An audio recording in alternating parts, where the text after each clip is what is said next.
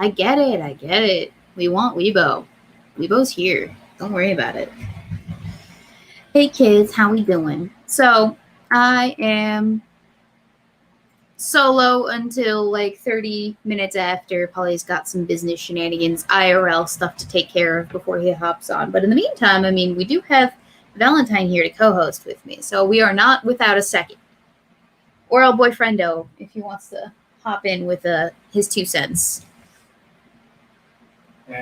Nah, he's had a very long day. Greekster was this afternoon. Morning, evening, night, all that jazz. So, we had a very busy day. Very long day. But a fulfilling one. Especially in the tum-tum area. Right, babe? Yeah. He just patted his belly. It's full of lamb and salad. Maybe. Mostly feta. And potatoes. And ham. What else? It was Greek salad, ham, lamb, potatoes, tomatoes, biscuits, cookies. We had a lot of food today. Mashed potatoes with bacon. Mashed potatoes with the bakers. Yeah.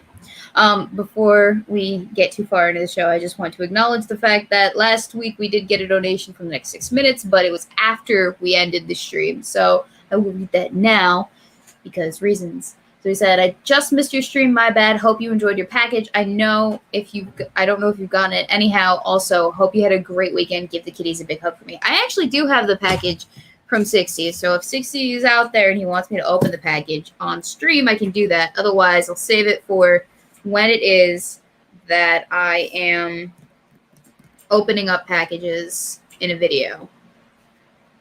Because I've been doing that. I mean, I have an unboxing video in the works currently from a previous stack of packages where I kind of give some life updates and whatnot. And that's the video that I'm working on most pressingly. That's going to get uploaded this week. But after that, I do have plans to work more on the next Thought Patrol, which is a rigmarole in itself. Because I've decided to take it into a different direction, the Thought Patrol.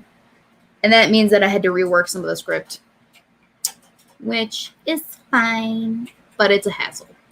It's a struggle. Hello, Alpha and Omega. Hello, Sultan Al-Fahim, and thus Stefano. And Brad Young. Thank you for joining us this fine evening. We are waiting on the Otter. He will be here momentarily. I don't know if I have any more life updates for you guys other than the fact that I am no longer a vegan. It was a struggle. And I will only ever do that for a week at a time every year. Because finding vegan food is a struggle. It's not fun. I like cheese too much for this. I like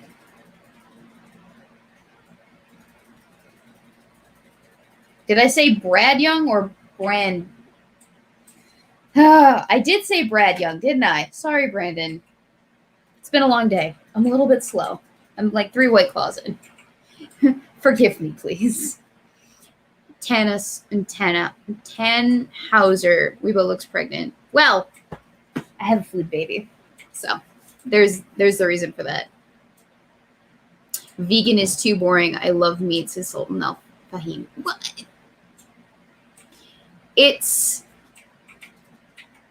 I don't know if boring is the right word. It's a struggle. It's hard. I'm not a big fan of the effort that it takes to go vegan.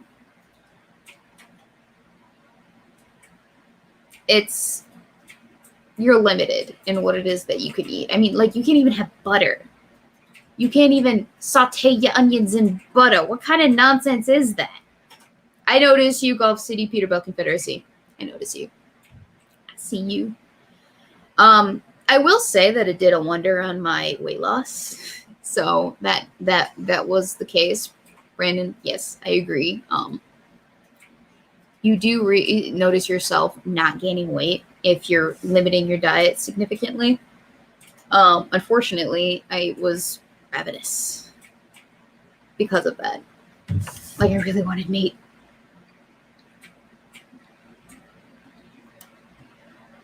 Like, there's just something so fulfilling about meat. Hi, Scribe. How are you? Yeah, so you can't have butter. Dairy and cheeses are out of the question. I realized that some bread also has egg in it too, because you can't have eggs.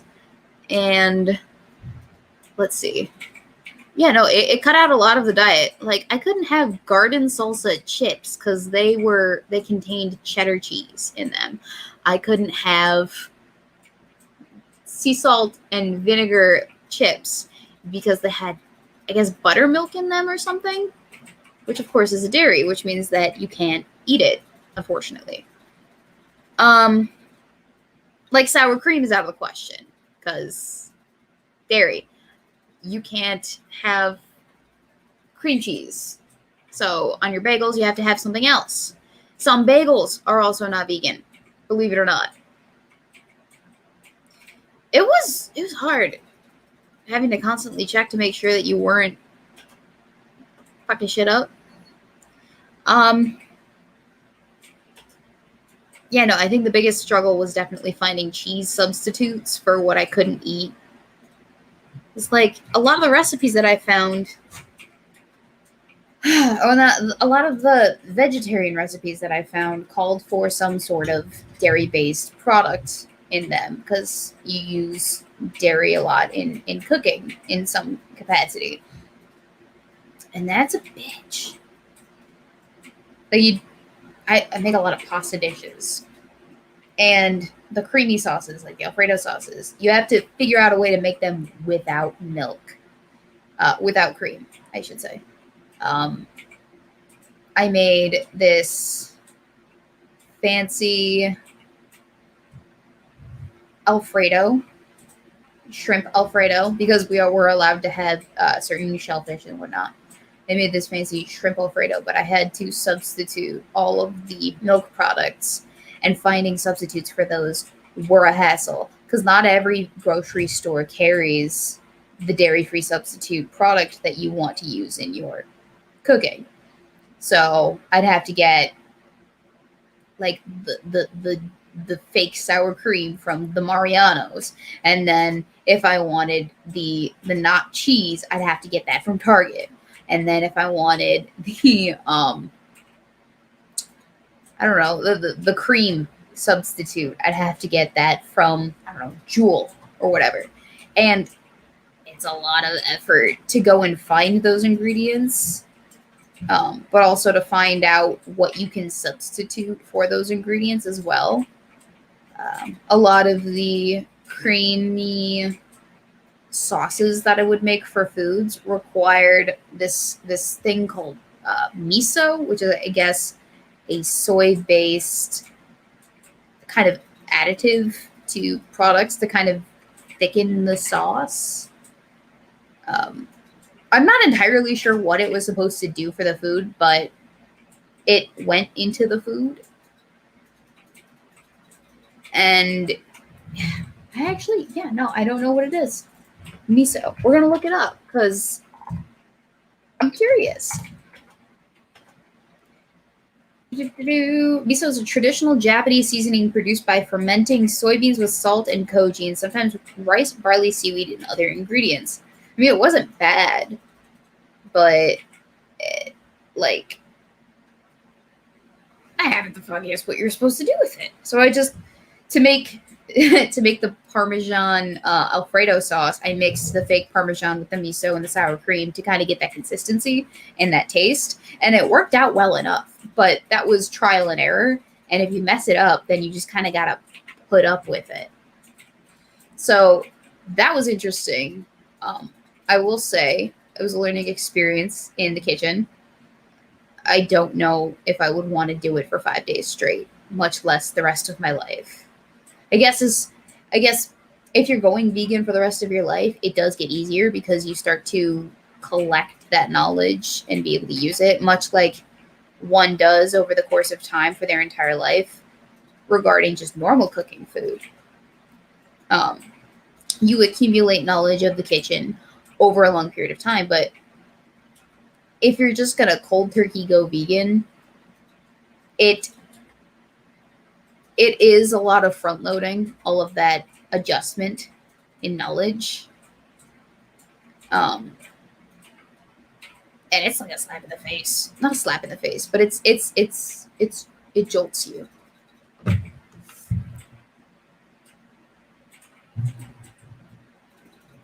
So, I can show you what recipes I made this weekend or this week. So,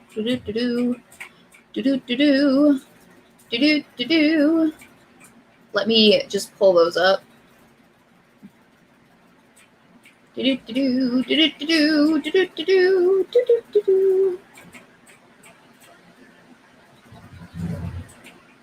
El Boyfriendo is taking off. So, 3 of the recipes that I made, and then I need to pull up my Blue Apron and then make sure it doesn't box me when I show it to you guys.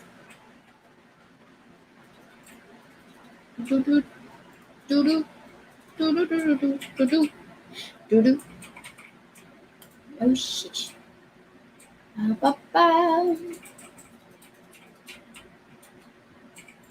Where did it go? Order details. No, I want previous orders. This week, no, I don't care about my wines this week. Upcoming free meals, gifts, market.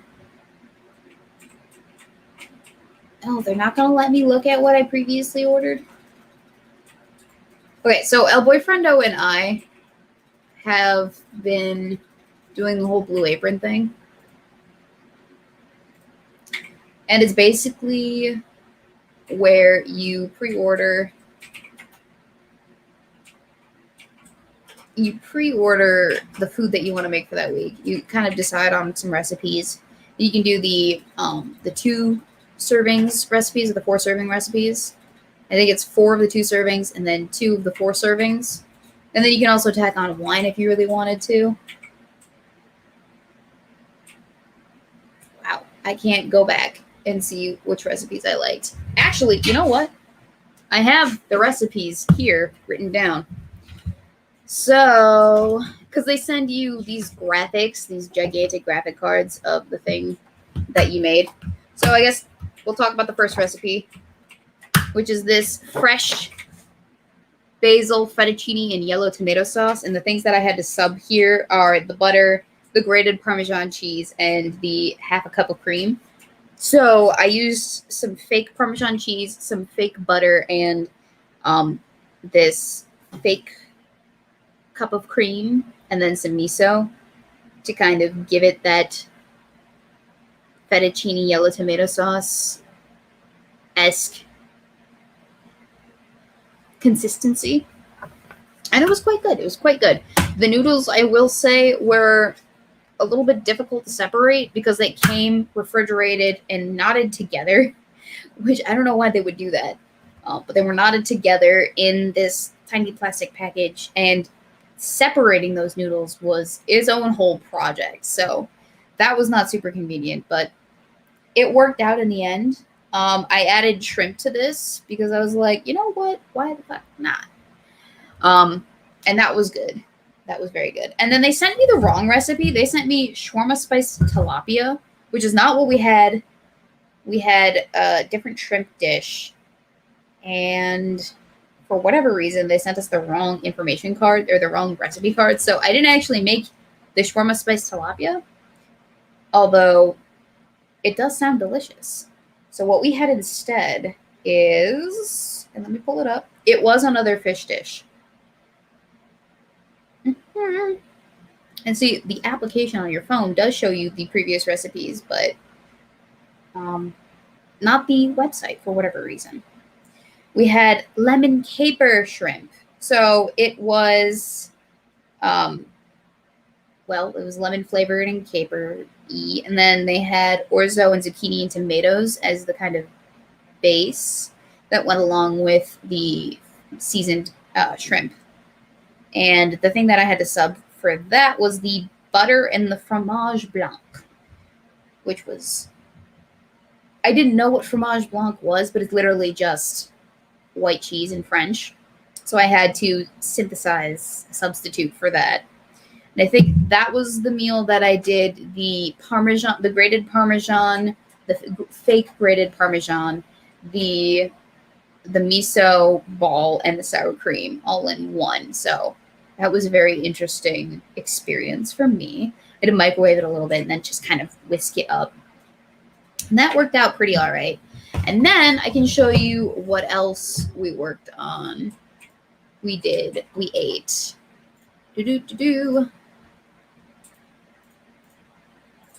So these recipes was kind of hit or miss. The ones from Blue Apron were delicious despite the add-ons and substitutions.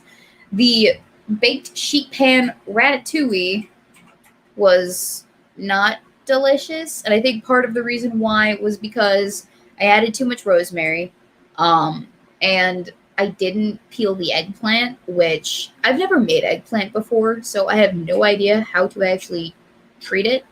But yeah, the eggplant with the skin on it kind of took away from the whole experience. It kind of felt like you were chewing on paper.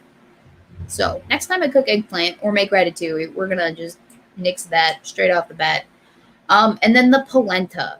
I realized after I had started eating it that I did not like polenta.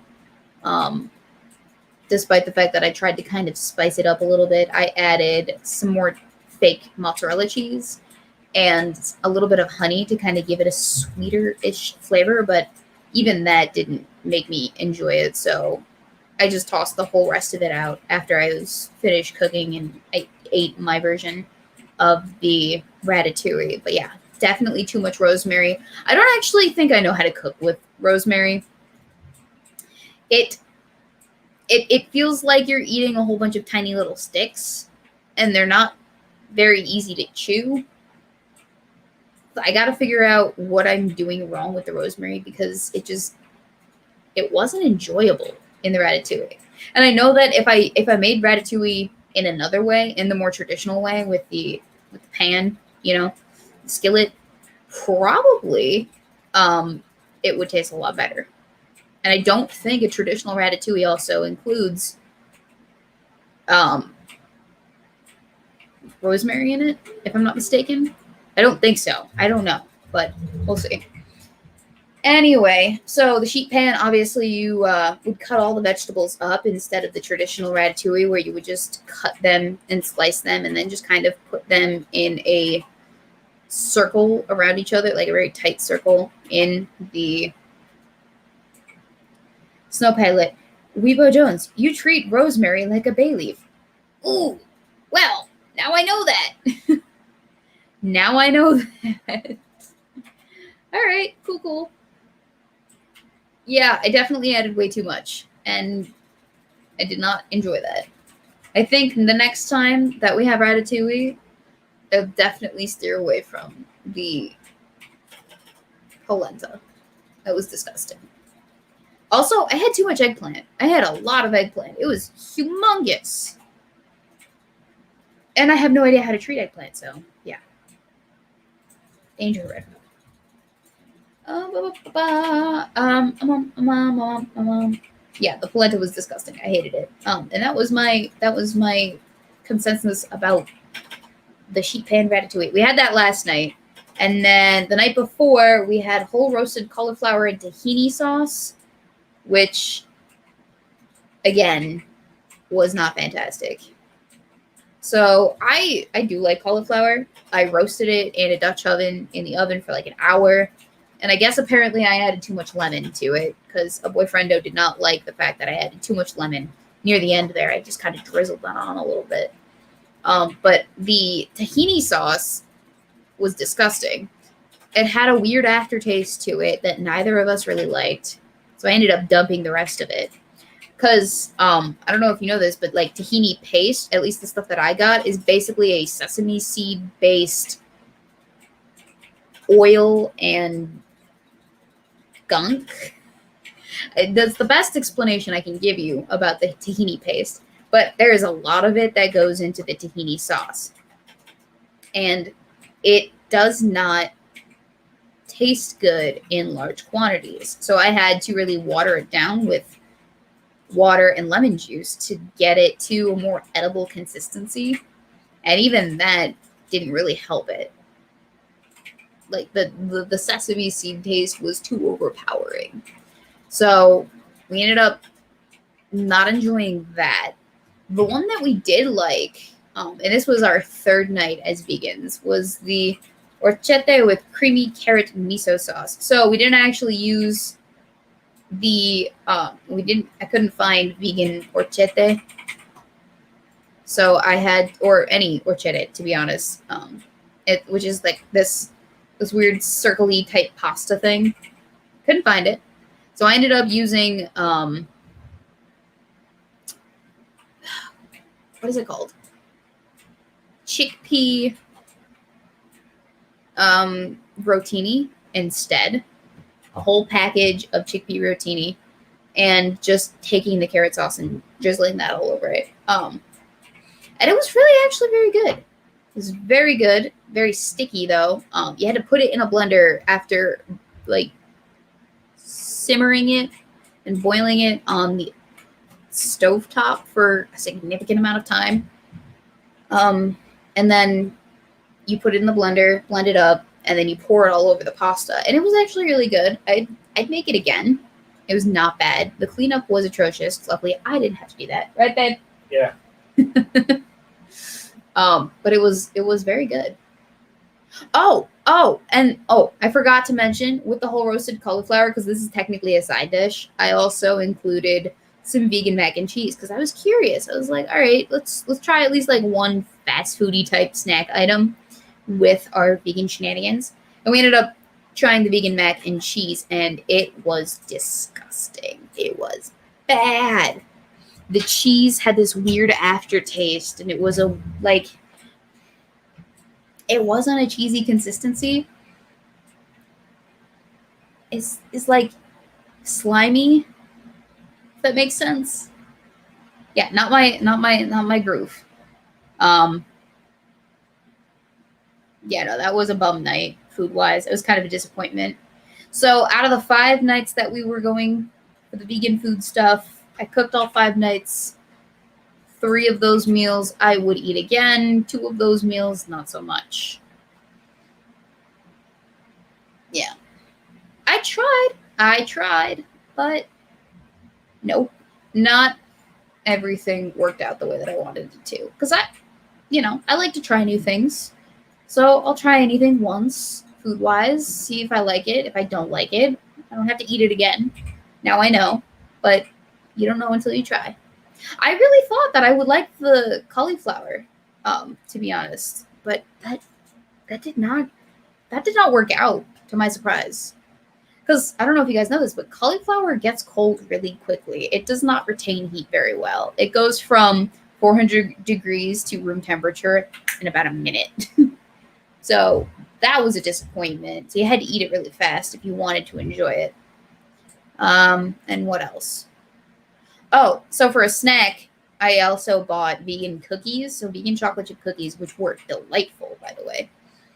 And then I did, and people are going to yell at me for this because technically you can't have vegan buffalo wings, but they were essentially vegan buffalo wings, or that was what they were advertised as being, and they were not bad either. So they were a soy-based protein breaded nugget, basically, a really spicy nugget, and they were good. It was not bad, but it wasn't meat. Zombie Teddy asks, why are you doing the vegan thing again? Oh, so the vegan thing is done. We only did it for the week of Greek Easter for my boyfriend's family, and now it's done. Now I'm back on the meat diet. Now I can eat as normal, which I'm happy about because Yeah, like I said, I could not do that for a long period of time. Yeah.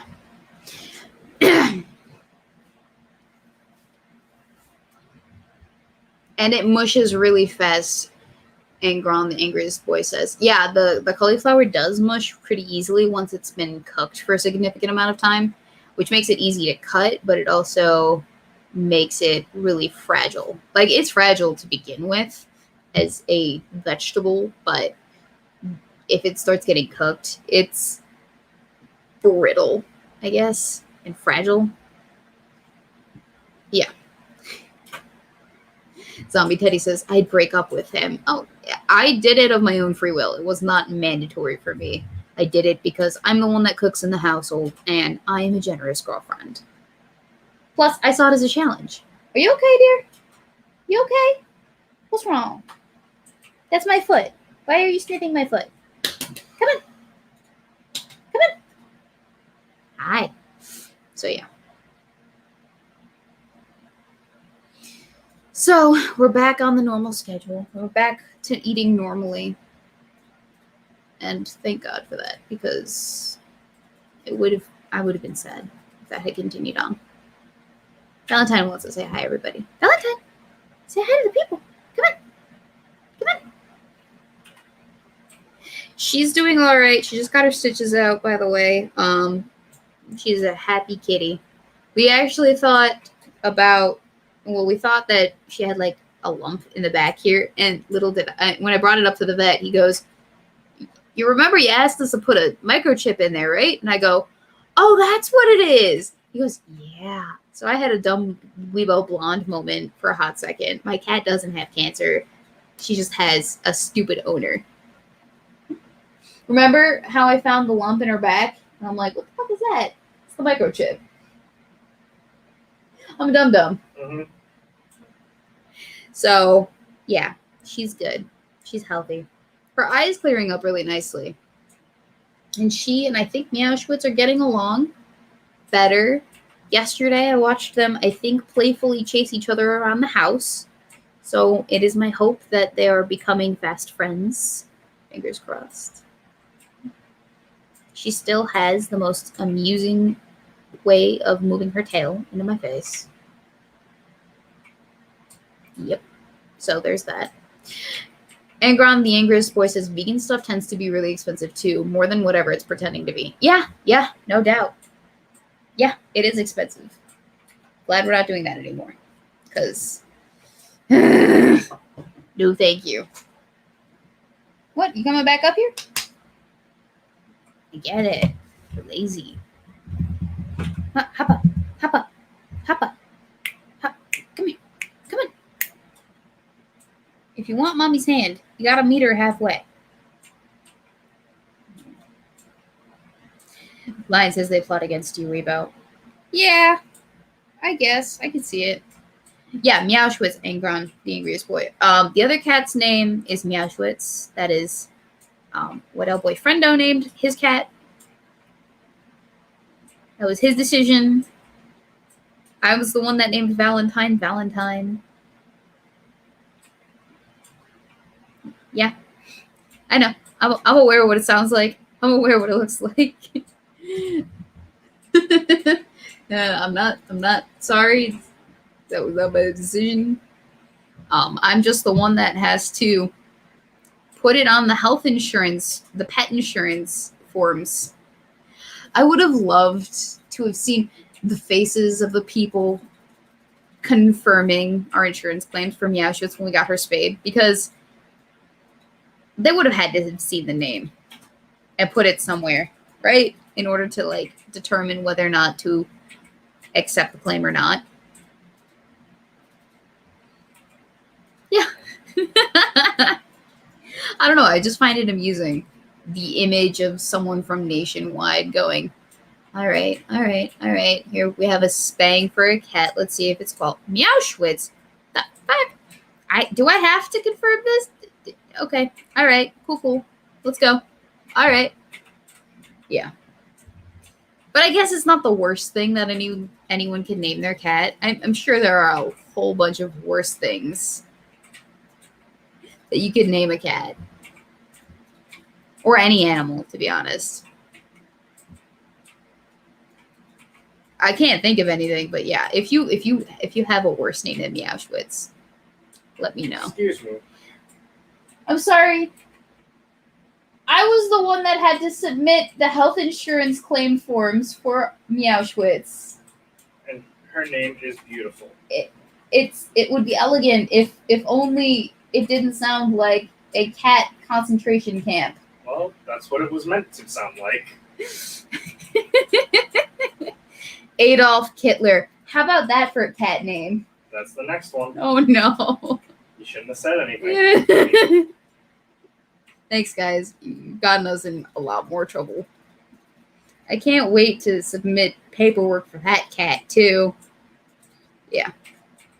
It's funny, actually, because when I took her to the vet and I told them her name, I had to look someone in the eye and go, yes, that is what her name is. And they had to write that out and put it on her cat carrier so that they would know that that is her cat carrier. Because when she got spayed, I had to leave her in the cat carrier with them because they only have so much space. And yeah. I don't think you anticipated how many times I would have to officially use her name in the future, dear. Oh, Pussalini. I don't know if that's as good or better than Adolf Hitler.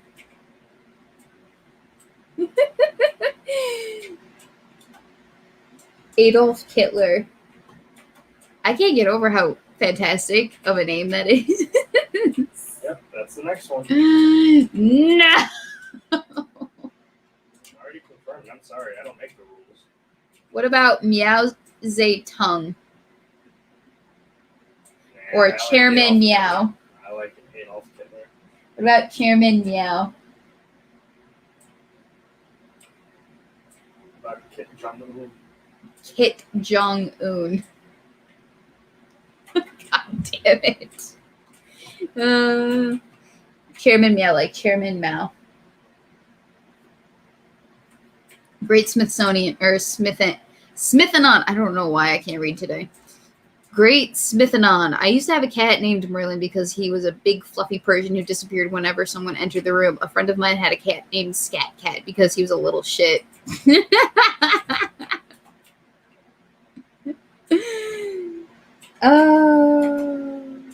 The cat puns are strong. Karl Manx. I don't know. I don't like that as much as Chairman Meow. God damn it.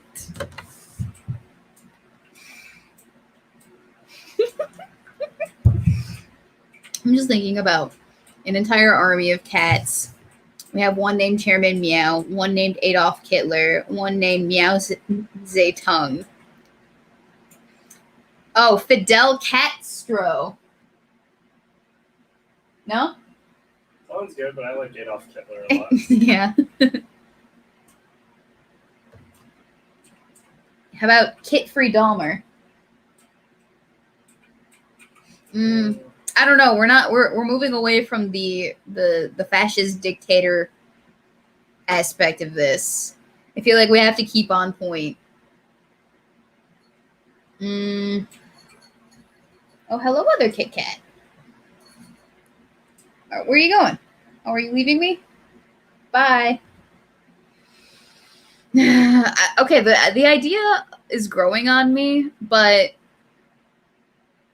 at the same time, I can't be the only one that has to handle all the paperwork for the kitties if we're going to do this.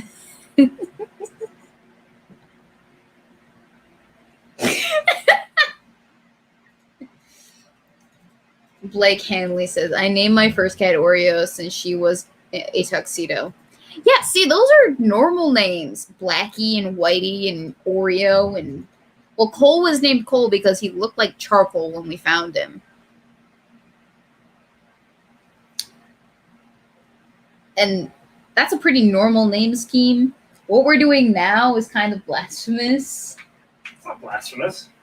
Okay, not blasphemous, because it's more of a religious aspect, but it's definitely something that turns heads. I had another cat named Gatao. No, you didn't. Yep. You did not have another cat named Gatao. It was with the litter of the 20. Did you ever actually have that cat, though? I named her. That was about it. Family had her. Ugh. I don't think that counts. Because does she actually have that name now? I don't know, but her name was Gatao. Leo Prime says, a dictator's name is perfect for a cat. They think they own you. Honestly, though, yes. They don't think. They know.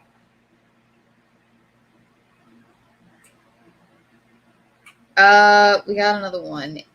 Meowkle Jackson. I don't know if that's a fascist dictator, though. Some of these you gotta spell out for you people. Valentine, what are you doing? Don't give me that look. She give me a look. I see you guys are trying. Genghis, Katten. It doesn't have the same ring to it, I guess. It doesn't roll off the tongue as smoothly as... Yeah, Schwitz. That was a pretty good name. I'm going to tell you right now. Yeah. Excuse me. You think otherwise you'll lose. I don't think otherwise. Felina Mustafa. Hakuna Matata. Who was Felina Mustafa? Like it sounds familiar, but I'm not 100%. Okay, so if you're gonna give me fascist cat dictator names, someone already said Miao Zedong.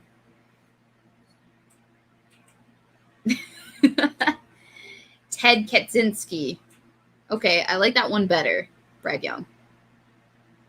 Wait a second. Brad Young and Brandon Young. Are you guys related by chance? I think that's why I got confused earlier. Now I'm freaking out. You guys related?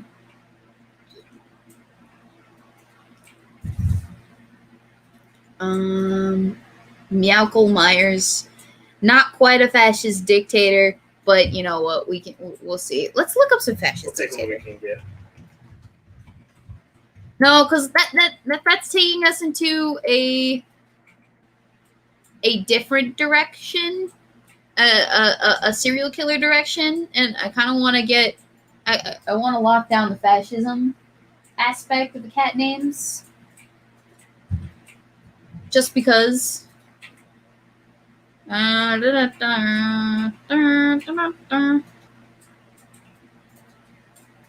think I spelled fascist dictators wrong.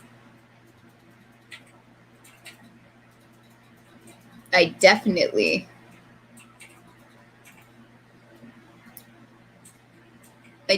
spelled it wrong. What can we do with Benito Mussolini? I think, did we already have that one? I don't know. Benito Pussalini. Benito Pussalini. I like that. I'm here all week. And for the rest of your natural life. Thank you, dear. I appreciate that. All right, so we have here's a list of dictators that we have to work with. I can't wait for Holly to hop into the stream and be like, what are we doing tonight? What are we talking about? And we'll be like, we're coming up with cat puns for famous dictators. So we have Adolf Hitler. We have Benito Pussalini. What can we do with Francisco Franco? Or, well, no, we have Kim Jong-un. Saddam Hussein. What can we do with these dictators? Hang on a second. Nope.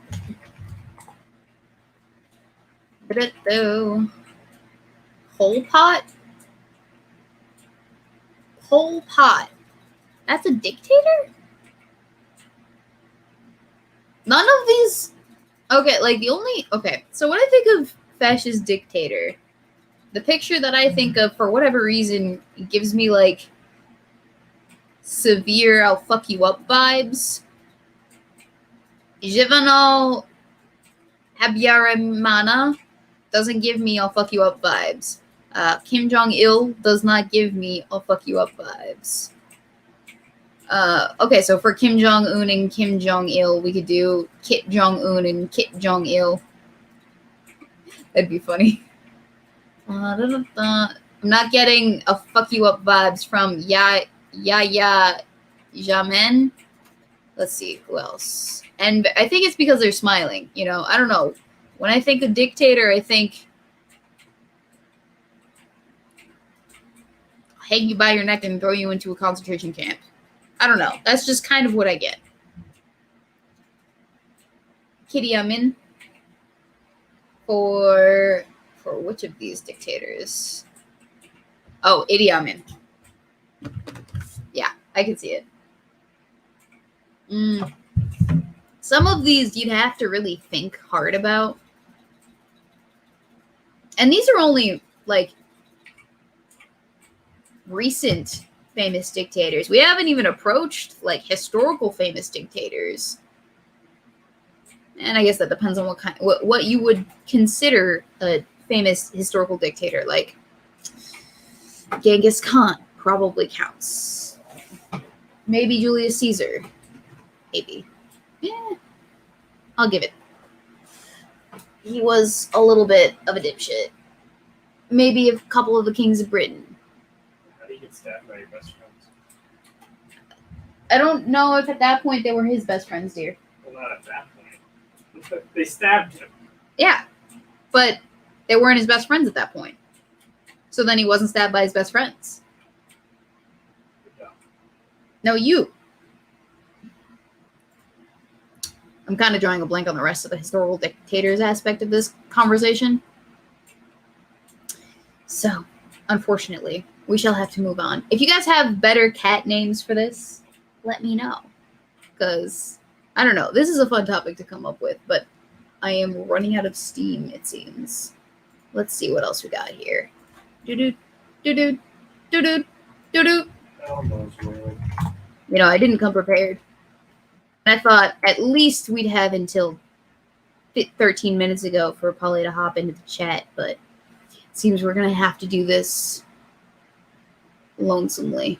I guess we could take comments or questions from the chat if you guys would like. I will accept question answers. Dun-dun, dun-dun, dun-dun, dun-dun. Ugh, I have nothing really super interesting to say at this point. Run out of steam. Someone throw me an article.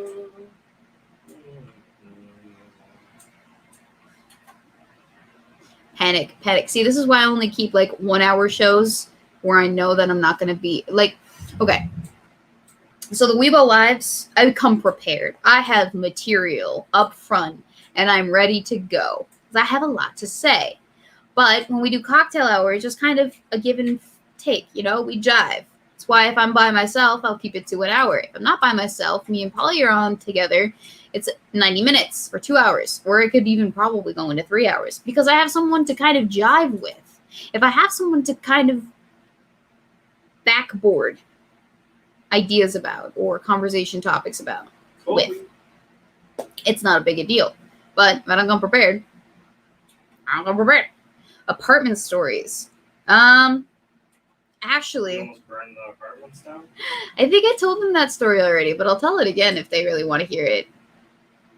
So, for those of you who are unfamiliar, I am living in an apartment now, and it's not my first rodeo with almost burning my dwelling down. I've had a few incidences in the past, unfortunately.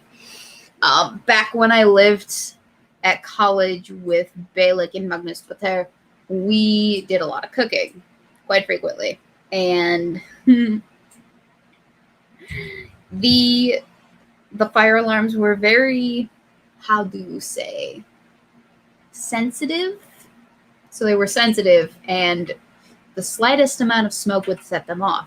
And sometimes you'd be cooking and, it'd get a little bit smoky. And then it would go off. And the whole fire department would show up. And they'd have to evacuate the whole building because it sounded like death. It sounded like a siren was going off in your eardrums. It was horrible. So yeah, there were a number of times, and I think I've posted a few images of us just sitting on the porch waiting for the fire department to show up to air out the place because, well, we'd started some smoky fire. It was bad. Hey Polly, I'm talking about how I almost burned down my house. The pizza incident. The pizza incident. Well, I was getting to that, but I was preempting it with stories of my time as a college student. Hold on, you got stuff on your face. You have stuff on your face. Nah, there's something on my screen, and it makes it look like your face is filthy. Wash your face, Weebo. How's it going? I'm good. I was starting to lose steam there for a hot second. It was like, Polly, come here, please. I have nothing to talk about. No, it's fine. I'm here. Things are exciting now. Yeah. Now we can have a conversation about literally anything. All right, so I'll finish the story about me accidentally almost burning things down. All right, I'm listening. So yeah, I'd let my grilled cheese grill for a little too long, and it would cause too much smoke, and the fire alarm, being as sensitive as it was, would go off and alert the fire department, which is right down the street. And every single time the fire alarms went off, they would always be right there because that was their job. Is literally their job, just in case, because they wanted to make sure that nothing was burning down. Anyway, so one time I had decided to broil burgers in the oven, and I'd done it before, and I'd done it many times before, and I didn't think it was a problem. So I laid some, oh gosh, what is it called? Tinfoil. Aluminum on the bottom. foil? Yeah, I laid some tinfoil and I put it on broil for high, and I put it in the oven for 5-10 minutes. The next thing I know, the entire oven is on fire inside the oven, and I'm like, shit. So I calmly walk over to Magnus Pater's door, and I knock on his door, and I'm like, so I accidentally lit the burgers on fire, and I don't know what to do. Mind you, while I'm down the hall, the burgers are still on fire in the oven, and I'm like, because I had no idea what the fuck to do. And I knew that I couldn't do anything with the water because it was technically a super greasy fire, and that just makes it worse. So we took care of it together, opened the windows, kind of removed the fire hazard from the oven and brought it, because it was on a pan, so we just brought the pan outside, and then the fire issue was done. And for whatever reason, the only time I actually approached burning down the building, the closest I ever got, the fire alarm did not go off that time. Which is really concerning because every other time that it got even a little bit smoky, the whole building decided that it wanted to yell at you. And the fire alarm would go off and the fire department would show up. But not that time.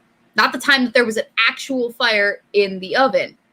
Anyway, so flash forward to living in an apartment with a boyfriendo. My ways have not changed. Okay, but this time, instead of broiling something with too much grease in it, I forgot that there was a pizza box in the oven that we'd left there because it was too big to fit in the fridge. And I'm looking to preheat the oven to 400 degrees so that I can make me some enchiladas, because we're going to have enchiladas that night. And I'm cooking all of the fixings and stuff for the enchiladas because, you have to pre-cook all of the meat and saute the vegetables that go inside the enchiladas before you actually pack the enchiladas and put them in the oven.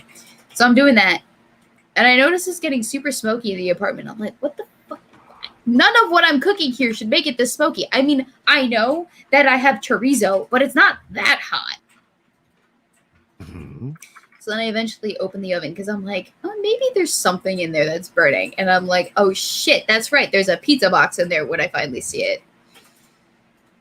So I almost burned out our apartment. I should not be given the ability to cook. No, it's fine. You just need a fire extinguisher nearby. Yeah, we have one on top of the fridge. And Dan Foreman's quite correct. There's usually who's the ways one to that, meet decided hot to firemen. get What, dear? Who's the one that decided to get the fire extinguisher? You decided to get the fire extinguisher. Thank you for getting the fire extinguisher. What was that, Polly? I think Daniel Foreman's right. There's easier ways to meet hot firemen. You're right, but that wasn't my goal. Lies. I just wanted to make food, man. I just wanted a grilled cheese. You were looking to meet beefcake dudes and...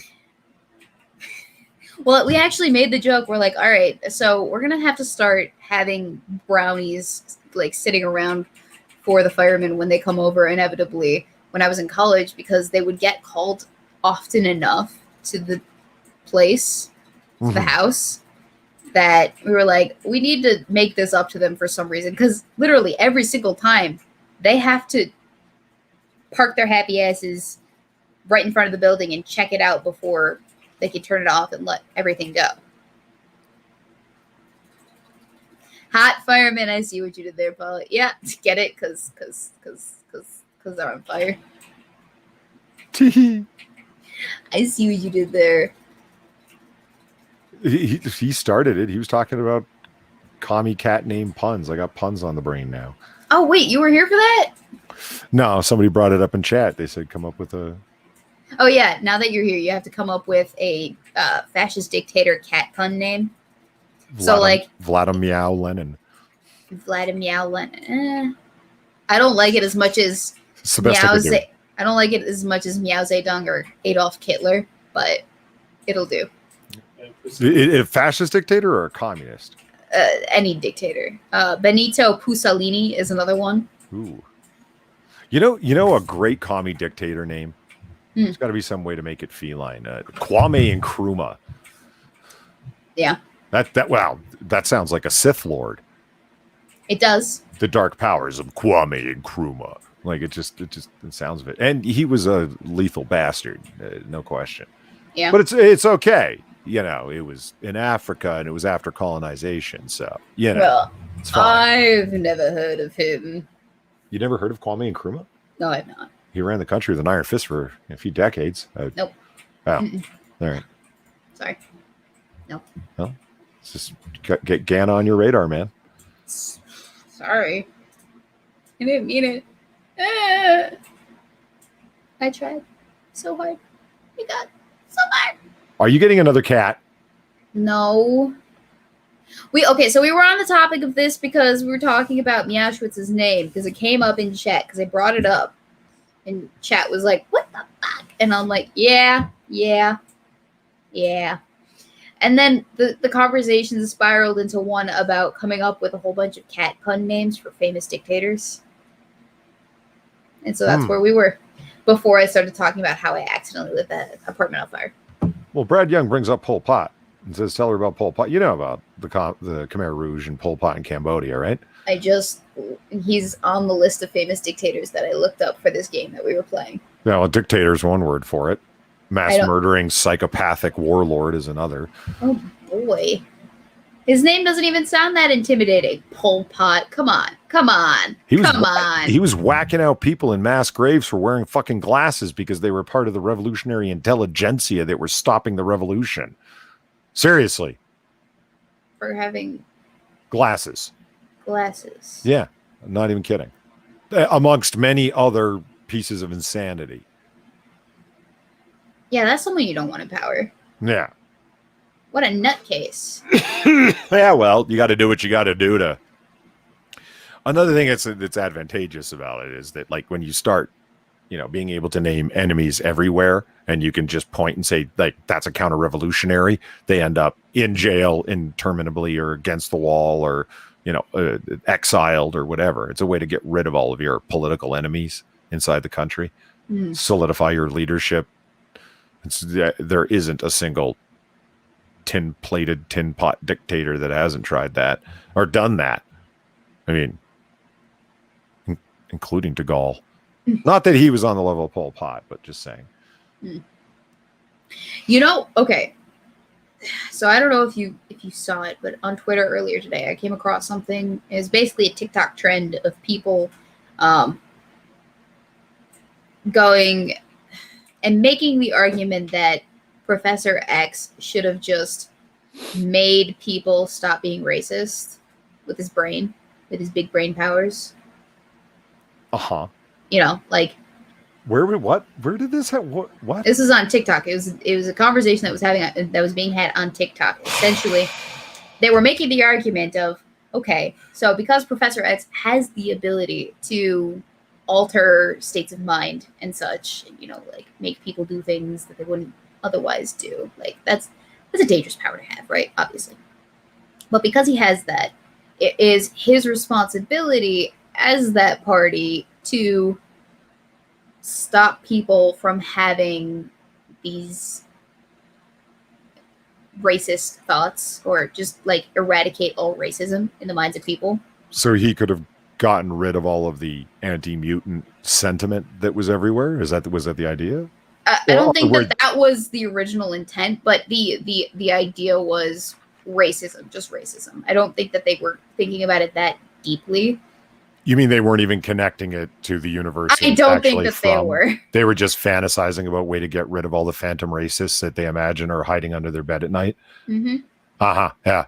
Yeah. Well, imagine what would happen when you tell Professor X, who can not only alter people's mind states in that way, but also probe their minds quite deeply. And this whole thing of, they have unconscious bias. It's like, no, they don't. What do you mean? Well, they don't. That thing you're talking about, unconscious bias, I'm Charles Xavier. I can read very deeply into their mind. They don't have the unconscious bias that you're claiming. Mm-hmm. They're not sitting there prejudicing constantly about race. The only people that are doing that are you guys that are asking me to change their minds. So do you want me to change yours if you want me to get rid of the racists? Because that'd be you. Mm-hmm. It was TikTok. Well, on TikTok, Noir Bar last I know, night, right? On Noir Bar last night, yeah. I focused in on TikTok for a hot minute. Like, here's here's a hot piece of fucking garbage that's going on TikTok right now. This is why TikTok is fucking garbage, and that was the entire point of. And thank you for the additional evidence and the ever heightening heap of crap that is that which goes on TikTok. I mean, can't you just sing along with songs, you fucking morons? No, TikTok has become more than that. It's like YouTube Lite now. They have subcultures and subgenres, essentially.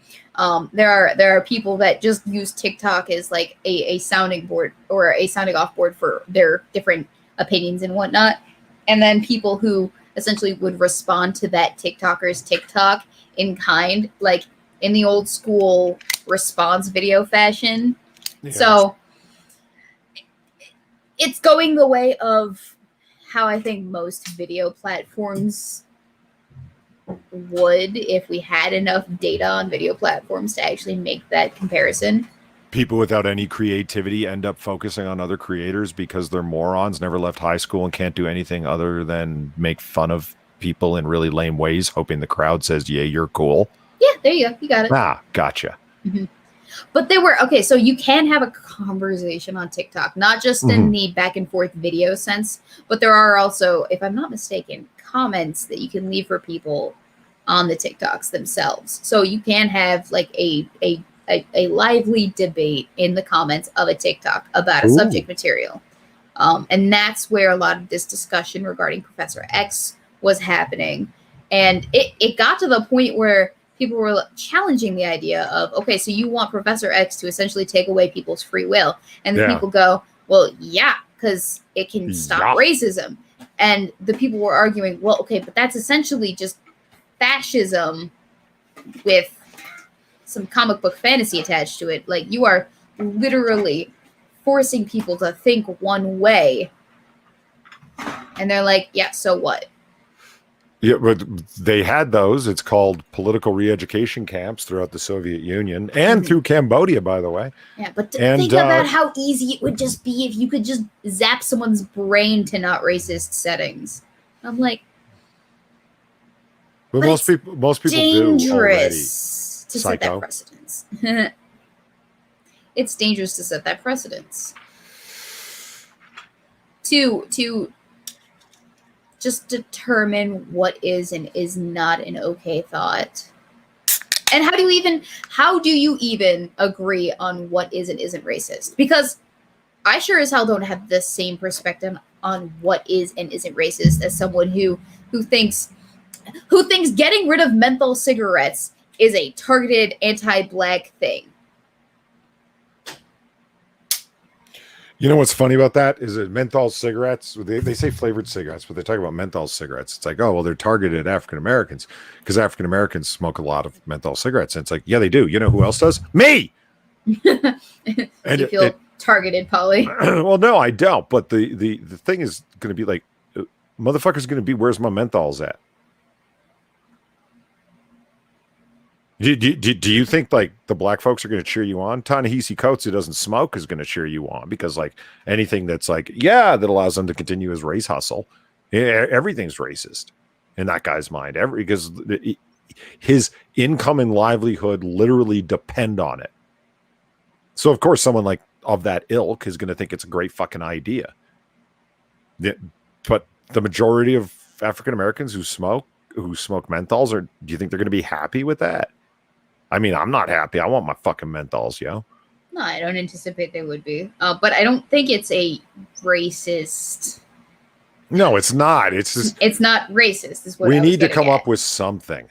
I mean, that was on the going after big tobacco. It was it just and we also magically came up with this federal tax on tobacco that's going to make up for our lost tobacco revenue because we want the money, but we also want to condemn you because liberals. So can they actually institute this? Well, good luck with that. There's the thing is they want to do this and they're proposing this, and that's a wonderful idea. But there's also proposing things through news entertainers is the modern way of getting an exploratory committee together without having to do it. Mm-hmm. It's like let's check out the public reaction to this by feeding it to the scumbag useless fucks that go around pretending they're journalists. Yeah, I feel like it would go the way of prohibition, honestly.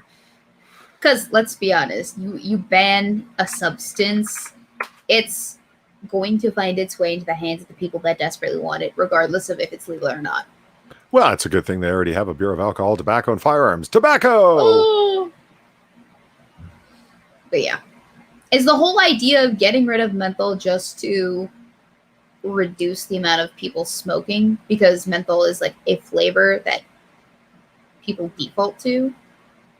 Because they're not actually getting rid of tobacco wholesale. They're just getting rid of the enjoyable version. Is that my understanding? Is that correct?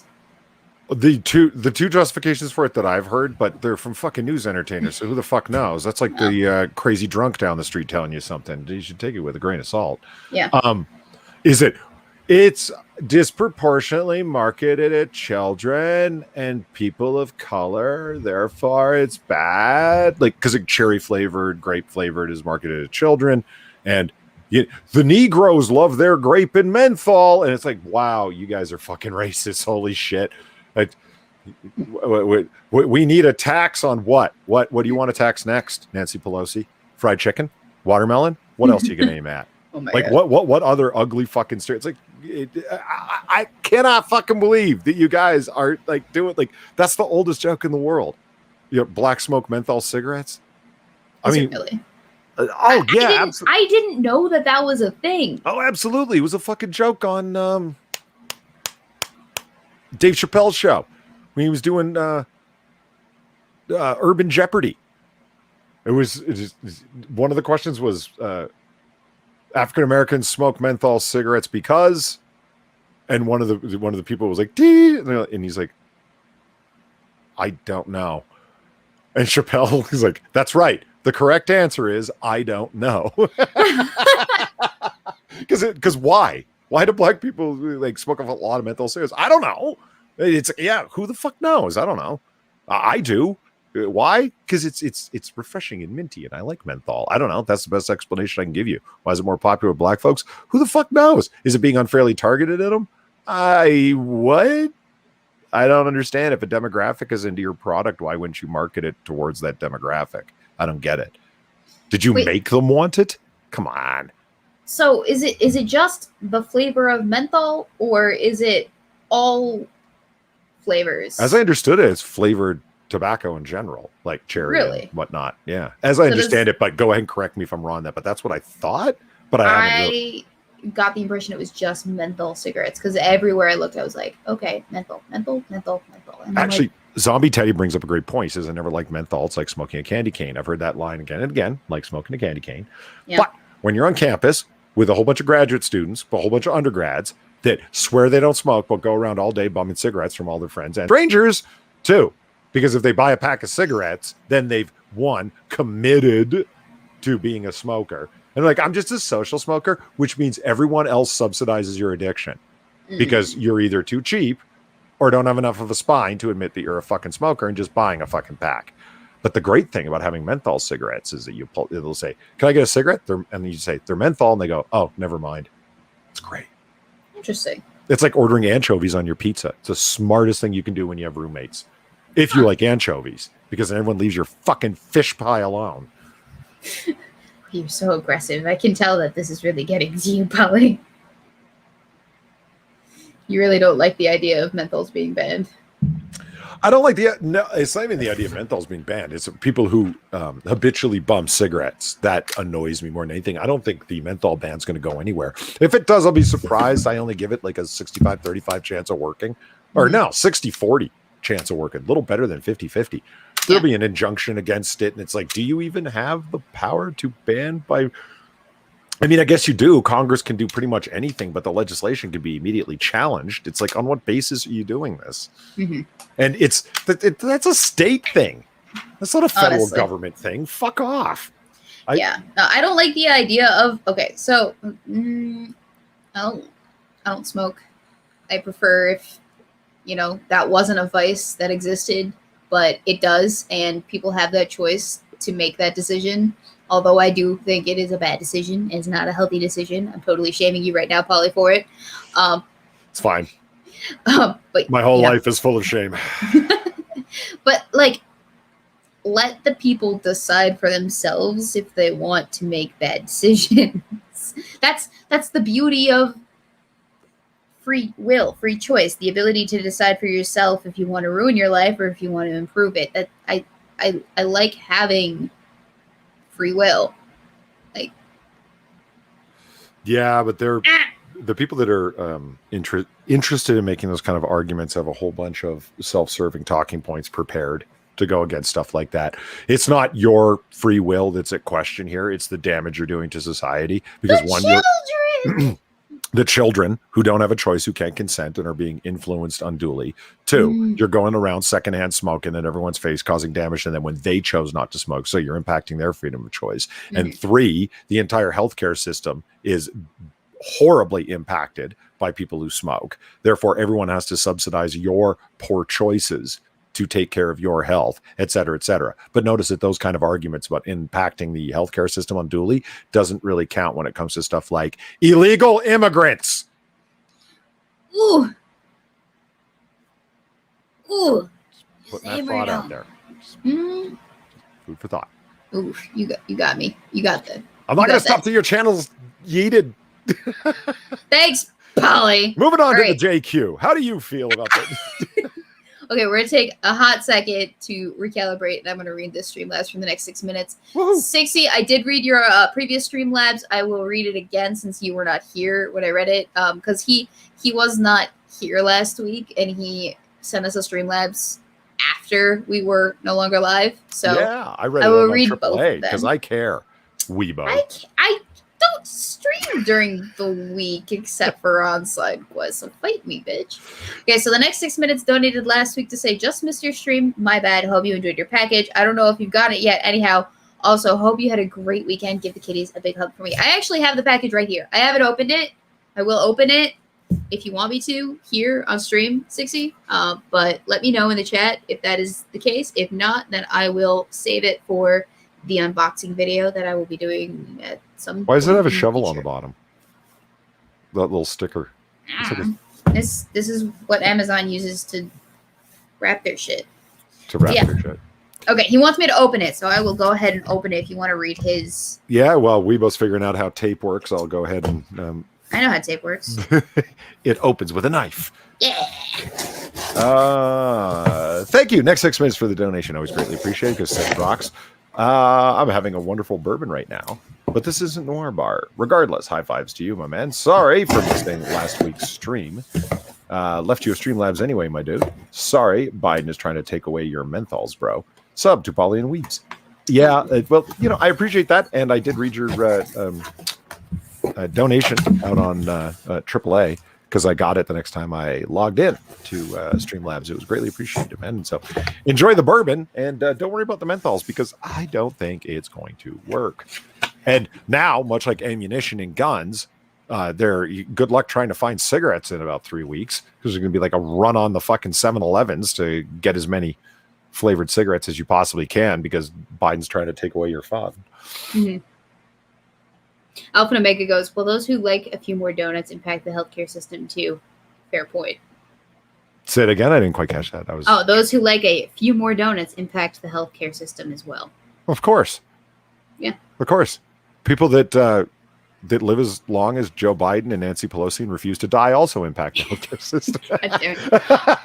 Okay, so I will read the little card thingy that he sent me. He put a card in it? He did put a card in it. That's a gentleman right there. Wow. Yes, he is. He says, I had intended for this to be your graduation gift a year late. I know. Thanks for being my friend. Happy birthday, Weebo from 6. Well, technically, I haven't walked the stage yet. That's not happening until August of this year. So technically this is early. Keep your gift a surprise. Unwrap your present before opening this envelope. Okay. All right. Interesting. I'm curious. Interesting order. I just lifted up the gift wrapping and I'm like, okay. Look at the purple bag of mystery he sent you. Isn't that great? Well, he doesn't get the decision on what color the bag is, but is that like Amazon wrap? Yeah, this is Amazon. Oh, that's not nearly as much fun. I thought he was being no. Just reach into the purple bag of mystery. It's not a poisonous asp at all. Ooh. Okay, so this is the SAS 3rd edition survival handbook, the ultimate guide to surviving anywhere. Ooh, and it's got wow. That teaches you how to chop your friends up for broiling over a fire. Nice. I can tell the difference between seaweed and algae now. And tropical plants and fungi and animals for food and how to track them and what they're how to preserve your friends after they've died for extended keeping. Yeah. Says updated to reflect the latest survival knowledge and technology and covering new topics such as urban survival and terrorism. The international best-selling SAS Survival Handbook is the definitive resource for all campers, hikers, and outdoor adventurers. From basic campcraft and navigation to fear management and strategies for coping with any type of disaster. This complete course includes being prepared, understanding basic survival skills like reading the weather and preparation essentials such as pocket survival kit, making camp, finding the best location, constructing the appropriate shelter, organizing camp, staying warm, and creating tools, food, what to eat, what to avoid, where to find, and how to prepare it. First aid, a comprehensive course in emergency wilderness medicine, including how to maximize survival in any climate or when injured. Disaster survival, how to react in the face of natural disasters and hostile situations, and how to survive in all services and if all services and supplies are cut off. Self-defense, arming yourself with basic hand-to-hand combat techniques. Security, protecting your family and property from intrusion, break-ins, and theft. Climate and terrain, overcoming any location from the tropics to the poles, from the desert to the mountains and sea. Wow, this is like a handbook to life that I wish I had in high school. Like, I wish they taught this in high school. Everything between the cover and the back of this. Straight up, dude. Thank you. Yeah. And I think a boyfriend is going to get a kick out of this, too. Because he's the one that put the survival kit on our Amazon wish list. Damn, Foreman asked how many pages it is. Oh, gosh. It looks like a fucking monster. It is 672 pages. Ah. Nice. Be a bit of nighttime reading. I'll read a chapter a night before I go to bed. And then before I continue on, thank you the next 6 minutes for the donation from tonight. Missed the stream last week because I was in the shower washing myself because I wasn't smelling very good after work. It is what it is. Left to Streamlabs anyway. Did you make anything good for the fast? tried to throw you a couple of good ideas. I didn't end up doing anything with the beans, but I looked up a few recipes on the internet and their substitutions for dairy products that I could figure out. And that kind of got us through. There were 2 out of 3 recipes that just did not work out very well and ended up not being delicious at all. So unfortunately, it was hit or miss this week. But we made it through. We're still alive. We haven't killed each other. So that's good. Goodbye, dear. Anyway, so yeah, I'm super excited to read this book. And it's the 3rd edition, too. So that means that there are 2 other editions. Okay, Polly, I have a question for you. Uh-huh. The, concept of 1st edition, 2nd edition, 3rd edition, is there much of a difference between those things? Or is it just, the next reprint of the thing? Because I have never actually known. Ostensibly, it's supposed to be updated and expanded, edited, so material might be removed that's out of date or new research is added into it. In my experience, speaking specifically with academic textbooks, new editions it's a money grab.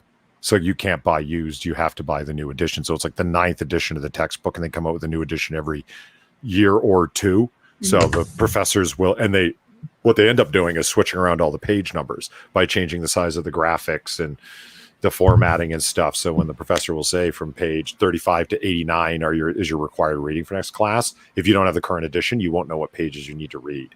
It's part of and that's, those hardcover textbooks are like $150. If you buy them fresh and brand new.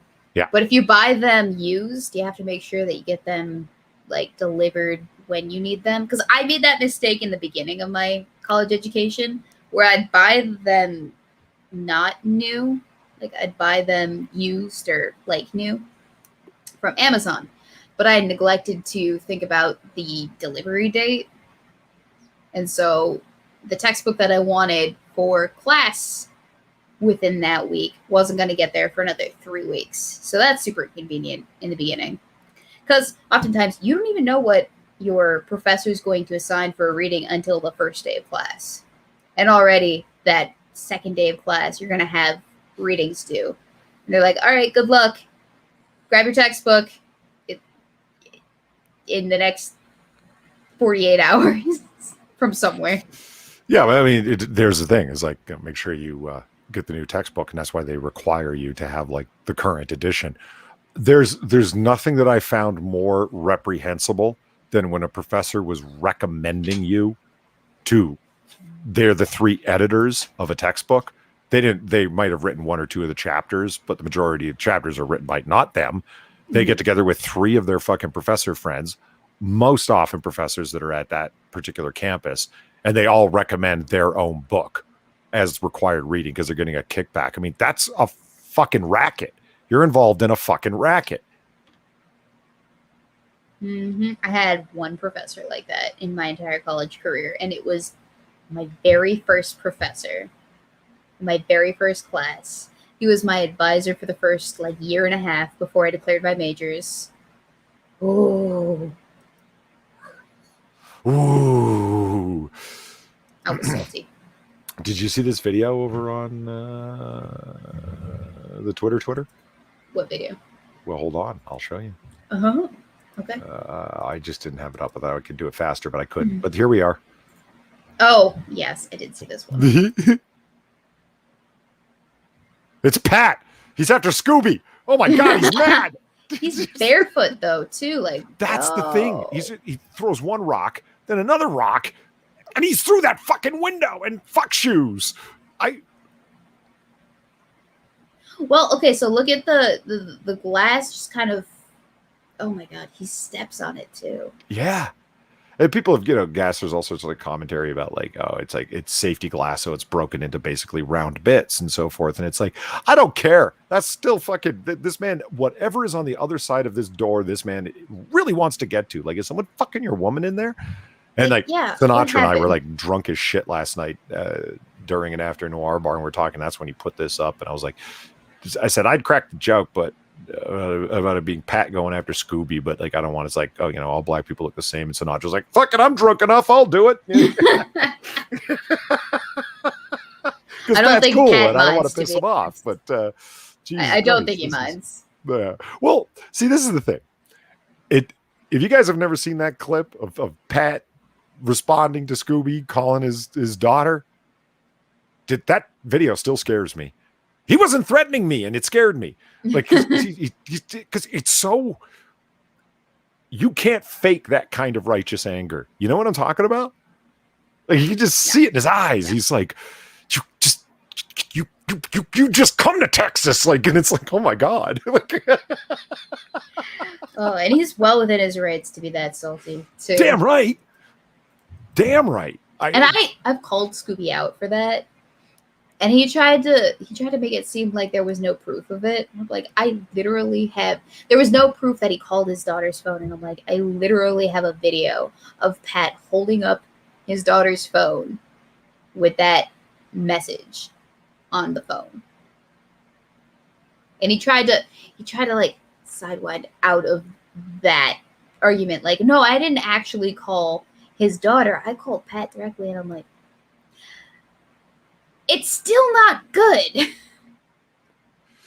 So it's like Brad Young says Pat's like a freak of brute man, wouldn't fuck with him. Pat's the kind of guy you want on your side. He's chill, open-minded, relaxed.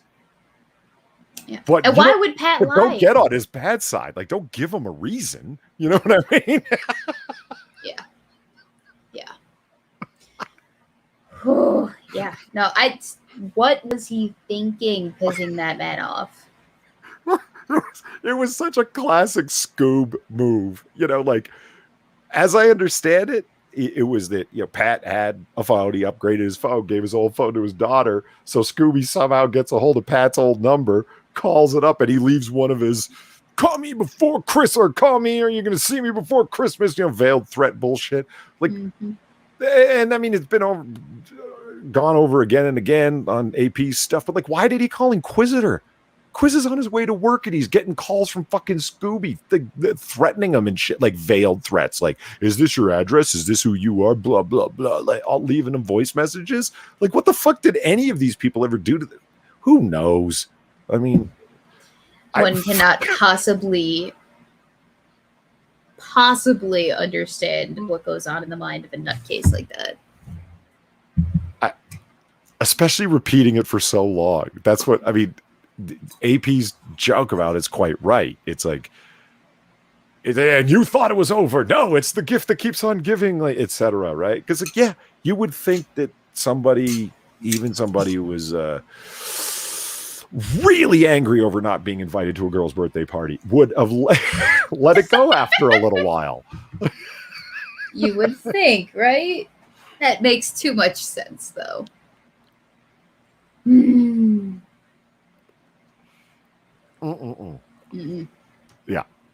Dave Fulman asked Polly, is it difficult to keep up with the others on the AAA stream? Keep up with them? Depends on the day. Sinatra, no. Drunkle in full drunkle mode. You know, a chipmunk on cocaine would have a difficult time keeping up with him. Drunkle's mind works very, very quickly, and it's he will drop 3 callback jokes, and if you're not listening very carefully, you'll miss 2 of them. He is very spry in the mind. Yeah. Which is funny because, like, I mean, you've talked to him after the stream. When the stream ends, he's like, whew, well, that was a fun stream, gentlemen. Like, it's yeah, in that voice, exactly. Well, no, I won't pain you with my attempt at a British accent, but no. Yeah, he can turn on performance like a switch. It's really impressive. Yeah. So Daniel Fulman asked, what happened to your body after vegan week? Feel better? I did lose weight, but I think that was just because I was also fasting for the first several hours of the day. Like, I wouldn't eat until it was time to eat dinner. And then I'd kind of, so here's the thing, right? Because I didn't know if I was going to like the vegan food that I was cooking, but I sure as hell wasn't going to go through all that effort not to eat it. So I'd essentially fast the whole day and then be super hungry when I got home. And if it was good or not, I wouldn't give a shit. I would just eat it regardless. So basically, I did give myself a choice whether or not I ate the vegan shit. So I think that's part of the reason why I lost weight, more so than actually just not eating cheese or eggs. But I had to trick myself into feeling like I liked the vegan food sometimes, I think. So I don't know if I actually liked it or if I was just hungry some of those days. So, yeah, it's just being neither. Is the Greek Orthodox Lent or the Roman Catholic Lent preferable to you?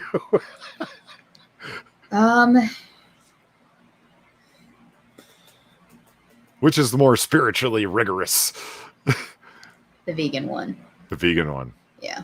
Because technically it was the Episcopalian one, because that's the one that I was raised with traditionally. Mm-hmm. So it's easier to be able to choose what you give up rather than just be told that you have to give up all animal products. And that's that. Because to have that element of freedom of like, okay, you have to find something that you hold near and dear to your heart in terms of enjoyment. It can be anything. It doesn't have to be a food object. But find something that you enjoy and abstain from it for 40 days. Yeah. I think I would prefer that, to be honest. Even though it is longer. I mean, people that go hardcore with it in Roman Catholicism do the Friday fast for the full 40 days of Lent, right? No meat. Yeah. Yes. Balik did that. Yeah. During Lent. Yeah. And that's definitely one way to do it, but it's not animal products of something that bleeds. That's a very interesting approach. It's definitely rigorous. No meat is tough as well, and it makes a lot of sense. And I get the idea of nothing that bleeds. Theologically, it makes sense. The body and blood of Christ. Therefore, you abstain in remembrance of that which was given for you. And it's like, okay, it makes sense. It all fits together. And then Christ's 40 days in the desert and so forth. And it's like, right. The choosing of I do like the idea of the choosing of the thing, because some people get interesting with it in that which will make them mindful. Like the one girl I know who gave up stairs, considering she worked on the 7th floor. That was a hell of a thing. She gave up stairs. Yeah. And there's nothing outside of the, theological constraints that stops you from doing that of modern Catholicism. That's giving up a thing that will leave you mindful of the Lord's bounty. That's the idea. So it's the notion of personal willful privation is the point. So she deprived herself of stairs. She went right outside the whole food thing. And I'm like, yeah, and you would be mindful, especially around the 4th flight, the 3rd time of the day. Yeah, you're going to get mindful, all right. Wait. She gave up taking the stairs, or she gave up? Yeah. So she just... No, sorry, gave up stairs. I mean, sorry, I said that totally backwards. Gave up everything but stairs. Sorry, that's what I meant to say. Oh, okay, so like no escalators or elevators? No escalators or elevators. Yeah, I said that totally badly. Okay. Yeah, so she was nothing but stairs. And working on the 7th floor, it was a hell of a thing for her. Yeah. I bet she had like killer thighs by the end of that. Yeah. Developed them calves. But yeah, people can get super creative with it. Like my dad always gives up desserts. My cousin gives up soda. I don't know what my brother does. I know you give up obvious sugars, which is super specific.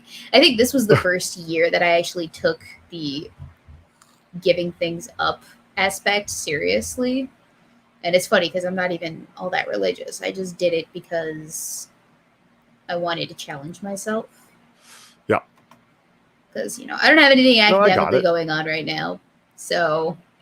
Yeah, next year I'm gonna be more rigorous. I'm gonna do something beyond, because I've done obvious sugar for 3 years, and obvious sugar, for those of you who didn't hear me explain that, it just means sugary drinks. Because we'd say desserts, but when I think about it, the majority of sugar that I take in comes from Yeah. Slurpees and sodas and energy drinks and stuff. And it's like, it's fine to say, oh, I'm giving up pie and cake or candies or whatever the fuck. But like, if you're taking in all this sugar through these sugary drinks, you're not really making it. You're not really doing it. You're unintentionally cheating or whatever way you want to put it. So I came up with the name Obvious Sugar. When you're drinking a Coca-Cola, that's basically a liquid dessert. It's so sugary. So. Yeah. I'm trying to not drink anything much more than like my coffee and my water. So no more sodas unless it's like a super special occasion. Mm-hmm. And liquor only on the weekends, like any sort of liquor only on the weekends. And I'm going to opt for just wines usually, even though that's dangerous because after my third glass, it kind of goes down like water. Future wine mom. Yeah. Box wine mom. No. You take me for a cheap date? You're never going to be a box wine mom. Always glass bottles. Sure, they'll be screw top, but still. Yeah, no, I have standards. They might not be super high, but I still have standards. All right, if it doesn't come in a glass bottle, it ain't for me. What was it? Oh, I know what I was going to look up on Twitter. Have I had a real pizza yet? Yes, I have, Daniel Foreman. I had one at midnight last night. So we stayed up until midnight because that was when Lent was over, and we ate a pizza, like the first thing, like at 12:05. The pizza comes out of the oven. We're like, pizza cutter.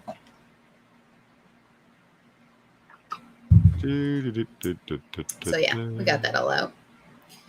Oh, I went to go see a nutritionist this weekend, Polly. I've been doing nutritionist before. How'd yours go? She asked me a lot of questions. A lot of questions about like my personal life and all that jazz and my health history and my goals for why it is that I came to see her and my dietary habits and my exercising habits, etc., etc. And so she's like, okay, so here's what we're going to do. The next time I see you, we're going to draw some blood. And then the time after that is we're going to sit down with, we're going to do a thyroid exam and look at your blood results and see what like intolerances or like hidden incompatibilities your blood has with other certain food groups and food types or whatever. See if you're insulin reactive to certain things versus not. And then we're going to sit down with a nutritionist and kind of go over, well, so I met with the dietitian and the nutritionist. I guess they work in tandem with each other to kind of come up with a good, like, individualized diet plan for me. So over the next month, I have a few meetings with them to kind of go over all of this. And so I'm hoping that I will see better results since I'm now getting help and eating better with the guidance of someone who actually knows what the fuck they're talking about and isn't, you know, some rando on the internet throwing Facebook ads at me, telling me that I'm an endomorph for what the fuck ever type of body I am. And they're like, oh, you need to mix up your carbo intake with your protein intake and your fasting and et cetera, et cetera. Or telling me that I need to juice all the foods that I eat from now on and then just drink my meals instead of actually eating things. I don't know. Fad diets to me seem like a gimmick, and like the actual effort is done in being advised by a professional person who knows what it is that they're doing and does the legwork to find out what your body is. Doesn't give you an internet quiz with like just 20 questions to determine what type of diet works best for you. Because it sounds like something you would get off of BuzzFeed, honestly. Like one of those BuzzFeed quizzes, like, what type of potato are you? Like, huh? So yeah. It was a good talk. I feel like I'm on the right track diet-wise. Not diet-wise, but weight loss-wise. Because I'm only 17 pounds from being like at an ideal weight, and then 10 more pounds to go to get to where I was in high school.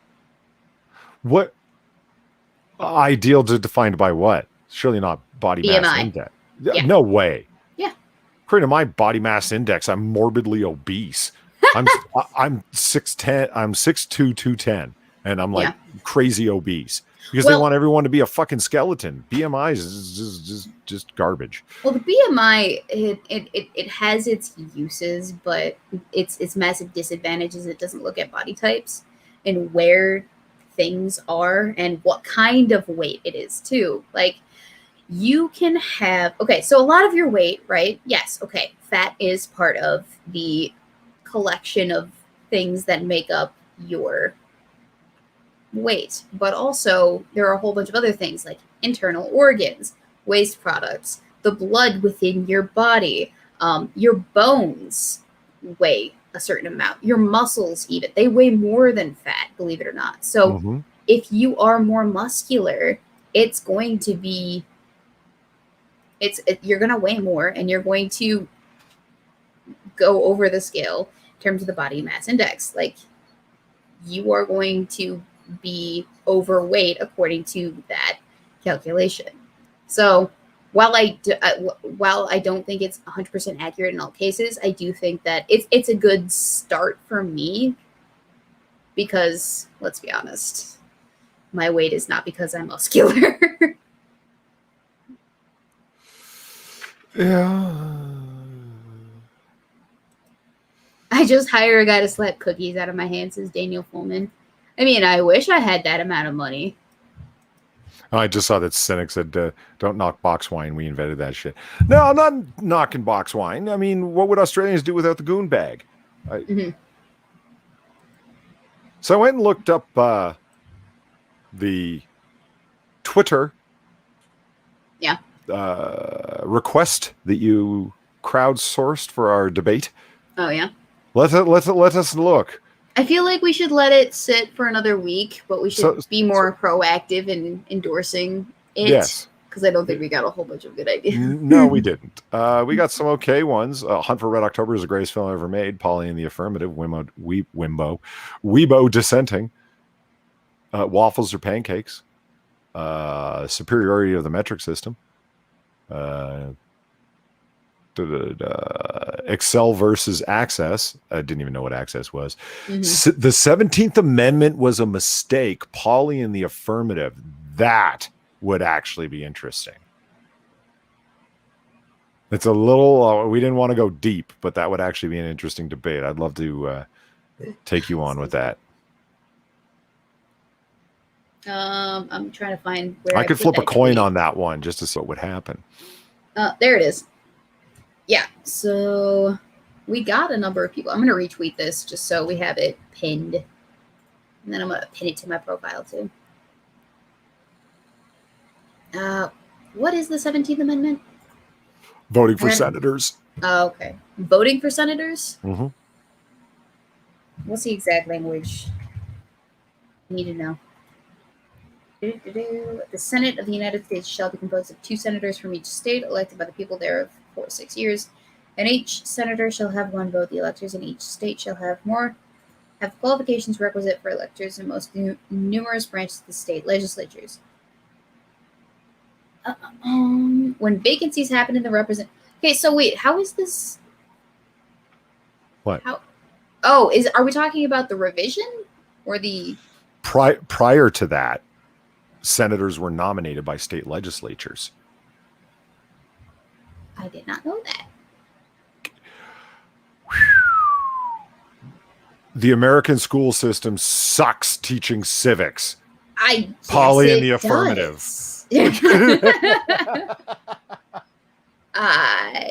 No, the 19th is that women can vote, I think. Right? Yeah. I didn't realize that was how it initially was. The notion being that your representatives are your representatives, like quite literally. That's why they're called that in the House of Representatives. Right. And you at a state level and at a federal level vote for your representatives. Those representatives in turn will nominate people to represent the state as a political entity, the senators. Mm-hmm. And it's like, no. We need the people to vote for senators as well.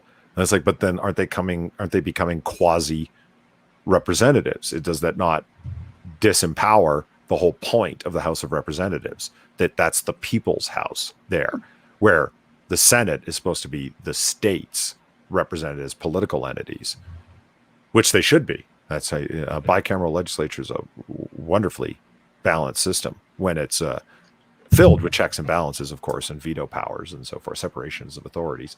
And they don't all push their authorities up to the president because they don't want to not get reelected. So, Polly, regarding our debate, Yes.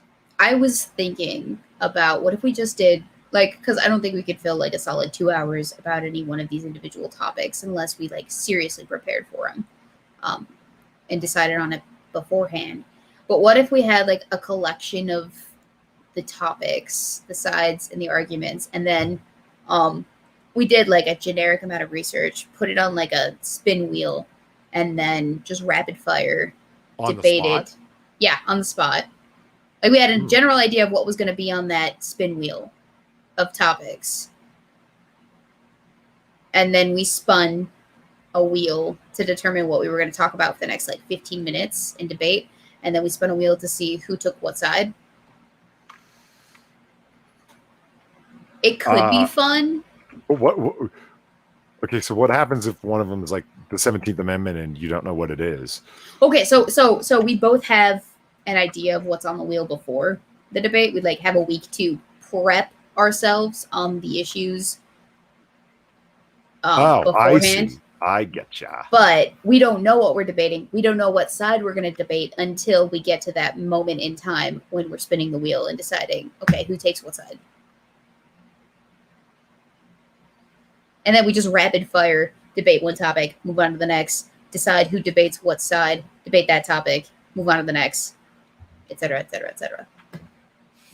Okay. Works for me. Yeah. Do you like that idea or? Yeah. Okay. Okay. All right. Cool. Hi, kitty. Can I help you? You spaz? Yeah, no. So I was thinking about it because I'm like, we just choose one topic that neither of us are really super passionate about. Is it going to be as fun? Yes. The frivolity of the issue is a lot of what would make it fun when you are put in the position of engaging your mind to be strongly in favor of a thing you really don't care that much about. I know, but could we do it for a solid 2 hours on one topic? 2 hours, I don't know. That's why I think like rebuttal 5 minutes, like in that format, is a great idea. Where it's opening statement, response, or reply, rebuttal, closing remarks. Done. Mm-hmm. Like in that order, timed, and then go. Because then you get the fun stuff of, I think what's been made clear today is that my learned opponent clearly does not understand the issue. Because what is this? the salty remarks of like, clearly my opponent is an ignorant numbskull. Well, no, you can't call your opponent names. So it's like, now. Clearly my opponent does not know what they're talking about. Robert's rules and the general rules of propriety prevent me from calling my opponent a scum-sucking weasel, so I won't. The rules of engagement prevent me from calling Polly a pretentious dunderhead, but that does not negate the fact that he is acting like one. In his argumentation style here today. Now I, as a gentleman debater, am open to hearing the arguments as I have today, regardless of how frivolous, simple-minded, and that sort of thing, where you insult indirectly. You come crossways from strange vectors and so forth. Yes. Yeah. And it's all in good fun too, because well, of course it is, and that's what makes things like pancakes versus waffles so awesome. I wish we got more topics like that. I know we did it. That's what I was looking forward to, because it would be stuff like but the people want intellectual debates about things. I know they do, because they've been watching YouTube too long, and they think that intellectual debates. We just want silly shit, man. Now, Weebo may think that everyone can afford a waffle iron. This is clearly an example of her white privilege and inherent racism, because every person can afford a skillet from your local Walmart, but not everyone can afford a multi-temperature adjustable waffle iron, nor do they have the time before they go off to their third minimum wage job. What my opponent neglects to understand is the fact that the pancake is just a soggy, slapping palette, whereas the waffle is a sophisticated art piece that contains the ability to contain within itself the different succulences that you would adorn the waffle with, that being jam or butter or peanut butter or whatever have you garnishment atop this delicious cake thing. See, in rebuttal, I would like to offer that, one, my opponent clearly doesn't understand that art doesn't come out of a literal glorified cookie cutter. It is not artistic at all. They all look the same. This is communism in breakfast food format. If it were communism, you wouldn't be eating. No crosstalk.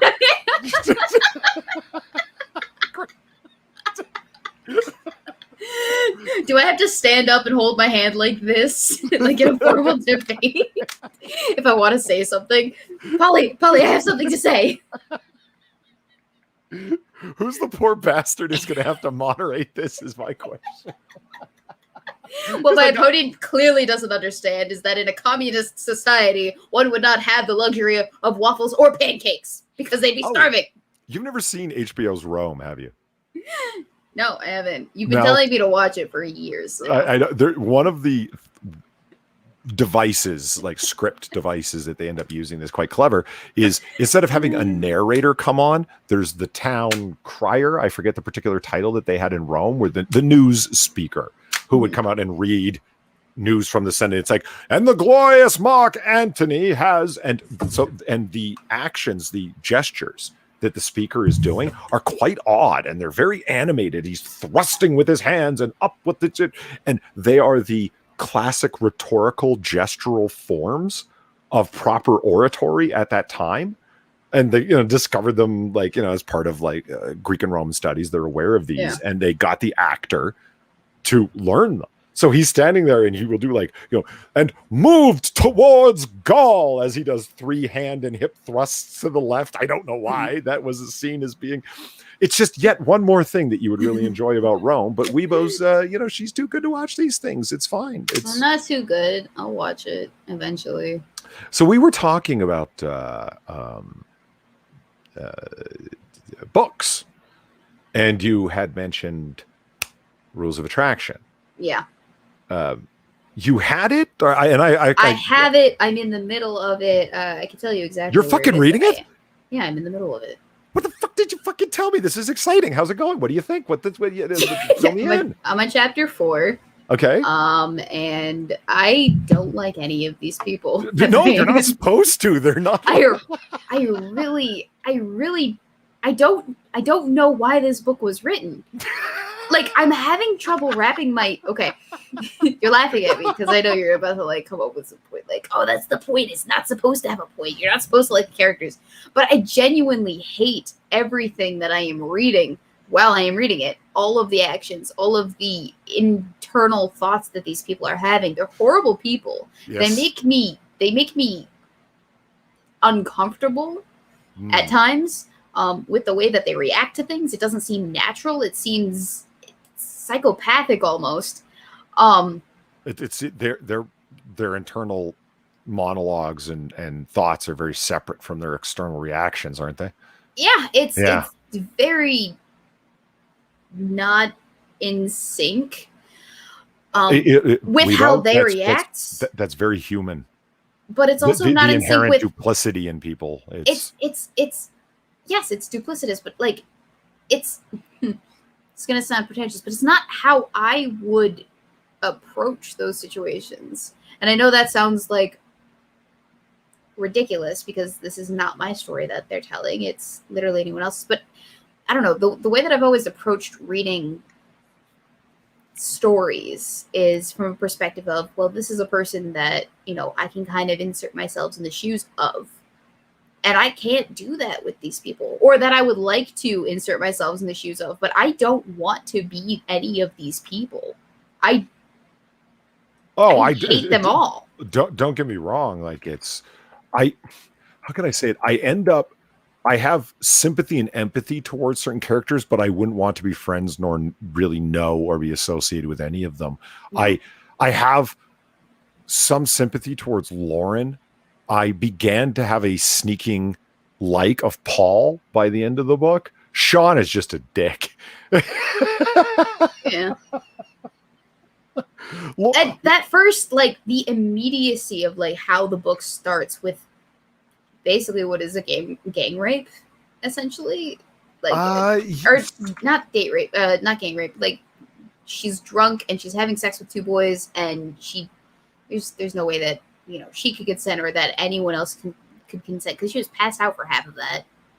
I'm like, is this the rest of the book? Not really. Okay. No. Remember the stylistic way that Ellis begins that book, because it's also the way that it ends mid-sentence. Mm-hmm. I'm going to tell you a story as Lauren begins. Mm-hmm. Two things to keep in mind during that whole book. Ellis has never written, all of his books are written from first person perspective, right? And none of his narrators are reliable. Okay. They're all unreliable narrators. That's Lauren's story. That's her own story, but she's telling it as if it were somebody. It happened to somebody else. It didn't. That's what happened to her. That's how she lost her virginity. She was a virgin arriving at college, and the presentation of Lauren is that she in the end she got drunk and ended up having sex with a guy that she thought was the art student, but turned out to not be. It turned out to be a different guy, and in the end, she just didn't really care. Does she sound affected or victimized by it? No, she got really drunk. She got drunk and had a threesome, sort of at a really bad vomitous drunken threesome at a party. She doesn't really care. She's apathetic, and it made me very uncomfortable because, like, I couldn't sympathize with that. There's one thing I cannot sympathize with any of the promiscuity in the book, because I'm not like that. Not even the promiscuity. And there is a lot of promiscuity in that book, and one of Ellis's main themes in all of his works is disaffectedness and alienation, of separation from what you're doing, why you're doing, how you're doing it. Like, there's not a lot of feeling there. And that was supposed to be the notion of the 80s. And he writes a lot about the 80s because that's when he was coming up. And he writes the book at the same time that he was at college. And Camden Fictional College is a stand-in for the college he actually went to, Bennington, small liberal arts college up in New Hampshire, middle of nowhere, right? You're going to meet one of the characters or be introduced to him. The boy from California, they keep calling him Clay, and he only has one chapter. That's the main character of Ellis's first novel, Lesson Zero. Yeah. All of his books are, well, a lot of his books have that sort of web of connection. Have you gotten to, I forget how quickly Lauren gets into it. Victor, dear Victor, the boy she's pining after. Yeah. Yeah. Victor becomes the main character of the Ellis book. I actually just finished rereading Glamorama. He becomes the quintessential 90s book, 90s staple book where like everything has become not 80s aesthetic anymore, but 90s. And he has become like a club owner, a club developer. He doesn't have the money to own a club, but he associates himself with a bunch of people who do. And I'm going to set it up perfect. And you didn't tell me you started reading a book, Weebo. You should have told me we could have read chapters and talked about stuff and did things, and just, you can't. I started reading it 2 weeks ago. Oh, guys, it's taking you 2 weeks to read 4 chapters? Yeah, I've been busy. Yeah, that's fine. But what you should do. Okay, well, let me ask you this question then. We'll come at it a different way. It's not like I'm some kind of voracious reader. I'm just kidding, because I pick up books and then we'll leave them alone for like a week and then get back to them and go through like half of it or just a half a chapter, and then it's all over the place. So I hear you. Yeah. You're a very schedule oriented person. Could we schedule chapters? Is that a possibility? We could. Yeah. The problem that I foresee with that is that I'm having a difficult time wanting to read the book. I offered you the audiobook. I have the audiobook. Oh, okay. That's not the problem. The problem is I just have a difficult time like bringing myself to subject myself to that. Jesus Christ, it's not that bad. It's literally my favorite Ellis book. I know that, and that's why I feel bad, because I'm like, this is Polly's favorite book. I at least have to make an effort to read the whole thing. Favorite Ellis book, not my favorite book. But, okay. I don't like it. I don't like any of the characters. I can't find anything that I enjoy about it yet. Well, and I don't know if I will. I think it's important to start remembering I withdraw that. Let me say it again. Part of what I enjoy about it. Now, that doesn't mean it's what you're going to enjoy, if anything at all. But the thing that I glean from it, and like, because I've read it multiple times, is the unreliability of their narration. The lies. And it's lies in their own self-interest, but their ability to know what's good for them is so bad, because they're a bunch of drunken college students and, potheads and stuff, that they end up lying about some of the worst things to themselves. Even like, who are you trying to convince? They're lying to themselves as much as they're lying to the reader. Mm-hmm. Right? So when Lauren is constantly switching majors and pining after Victor, sleeping around campus, she really does love Victor, but she loves the image of Victor that she's constructed. Mm-hmm. Victor was never really the dashing gentleman that she remembers him to be. And how many of us do that? Think of it as like a social horror novel. That's the way I describe all of Ellis's work. Is not a horror novel in the sense that a slasher is chasing you and is going to kill you, or there's some supernatural being after you or whatever. But horror, like, my God, can you imagine the nightmare of having it to actually be there, to be around these people, to be dealing with this? Like, that's American Psycho. That's Glamorama. That's Lunar Park. The nightmare of this all. It's like reading a horror novel, but the horror comes in the interaction between people. Like, Jesus, can you imagine? Yeah, it's like the pretentious art student sitting back, rolling the joint that's mostly paper, saying, "Let's kill our professor and call it art." And it's like, oh, shut off! Like, I am finding it difficult to come up with something that I do enjoy about it, I will say. And that's part of the reason why I feel so unmotivated to read through it. When I don't know. When Paul starts his relationship maybe with Sean, mm-hmm. things become interesting. Yes, I will agree that was interesting. Because Sean is silent about it. Mm-hmm. Paul is very much invested in it. Is it even happening? Or is it all part of Paul's very vivid fantasy life, because this is as close as he's ever going to get to Sean? Mm-hmm. Is Sean just lying about it because he refuses to come to terms with the fact he's bisexual? So, like, is it actually happening? Exactly. The whole point is it even happening? Mm-hmm. And there's this one fantastic nexus moment where they talk about their first date, if it even happened, of the central misunderstanding, where as a reader, you can take it either way. Paul misunderstood, and that's what began it, or Sean misunderstood, and that's why it never happened. To a single phrase, a case of beer or a quesadilla? Who said what? Okay. And when I like that. That makes it, I don't know, that kind of gives it an element of what's going on. Yeah. And the real answer is there is no real answer. Mm-hmm. The point of the interest is how far Sean would be willing to go to keep secret, lie of omission, this relationship with Paul, and pretend he's strictly a heterosexual Chad at college, just trying to get through, right? Mm-hmm. Not wanting to even recognize that it's going on. Is he willing to go that far? Or is Paul willing to go that far because he just wants an ongoing relationship, because the one with Mitchell just blew up in his face so bad? And Weebo, some girls are promiscuous and some guys just, wake up in the morning and then spend the first 3 classes in the morning wishing they had jerked off before they got out of bed. It happens. People are like this. It's unabashed. It's unconcealed. It's warts and all, because you have access to their minds, lies and everything. Am I hearing kitty sneezes? No, she's playing with the box, and it's the most adorable thing ever. Here, let me take a video. I hear this, Richie. It's like, yeah. So what's up, Reaper? Videotape this for you and then send it to you, because she is being adorable and distracting at the same time. But yeah, no, I threw the box on the floor from 6, and now she's attacking it. As they do. She does.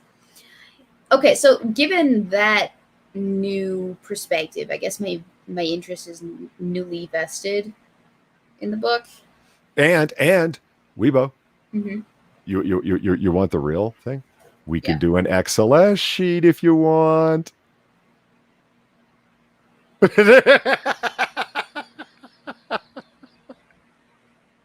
I'm offended and intrigued at the same time. We could put up a date and chapters and comments, and we can encode different reading times for each one broken down, and then a comparative ratio of who we can do it. Okay, we'll have to discuss this at a later time. Trying to entice you in the weird ways that I know appeal to your bizarre mind. That's fair. That's fair. All right, we can talk about this, but it is 9 o'clock, and I do have to go into the plant tomorrow. So, unfortunately, I do not have the luxury of staying up late tonight. All right, Reaper asks how I'm doing. I'm doing hungover, man. We did Noir Bar last night and drank the whole time. I'm not as hurting as Sinatra is, but yeah, I've definitely got a fucking hangover. Now, Far, on the other hand, was smart and didn't drink, and she's probably doing just Jim Dandy. Because she was smart. Yeah. No, it was a good time. It was funny. It was a good stream. I'm glad you're still alive. Oh, I'm still alive and kicking. Yeah. Good. All right. So, Polly, do you have anything that you want to shill for the audience? Shill for the audience. Well, the AAA continues on as it usually does, and Mondays are Drunkle's Day, so you can catch us at 5:30 Eastern over on Drunkle's channel. On Wednesday is mine, 5:30 p.m. Eastern, 5:30 a.m. on Christmas Island, and then I don't know, Sinatra. I guess something he's over on his channel, just 5:30. Yeah, it happens. AAA. It's because he streams against us with his fucking Amberlynn Reed shit right now, and it bugs me. God damn it. I'm sorry. God damn it. Him and his 1,400 fucking live viewers. That shit, really? Yeah. He pulls in fucking mad crowds for his Amberlynn. Well, him and Shelly commenting on Amberlynn Reed, honestly, is pretty damn funny. Mm-hmm. Yeah. That's fair. So I have a video that I'm working on right now. Like, actually, it's in the editor. It's being processed. I have to actually finish editing it, and it's going to be put out this week, but I don't feel like it's like legit content because it's technically just unboxing and like giving the people some Weebo time. It's like bonus content, not like topical content, if that makes sense. But it's content nonetheless. But I am also working on topical content at the same time. It's slower going because there's more effort that goes into that than just unboxing and rambling about life. So, yeah, one of those videos will be out this week, and then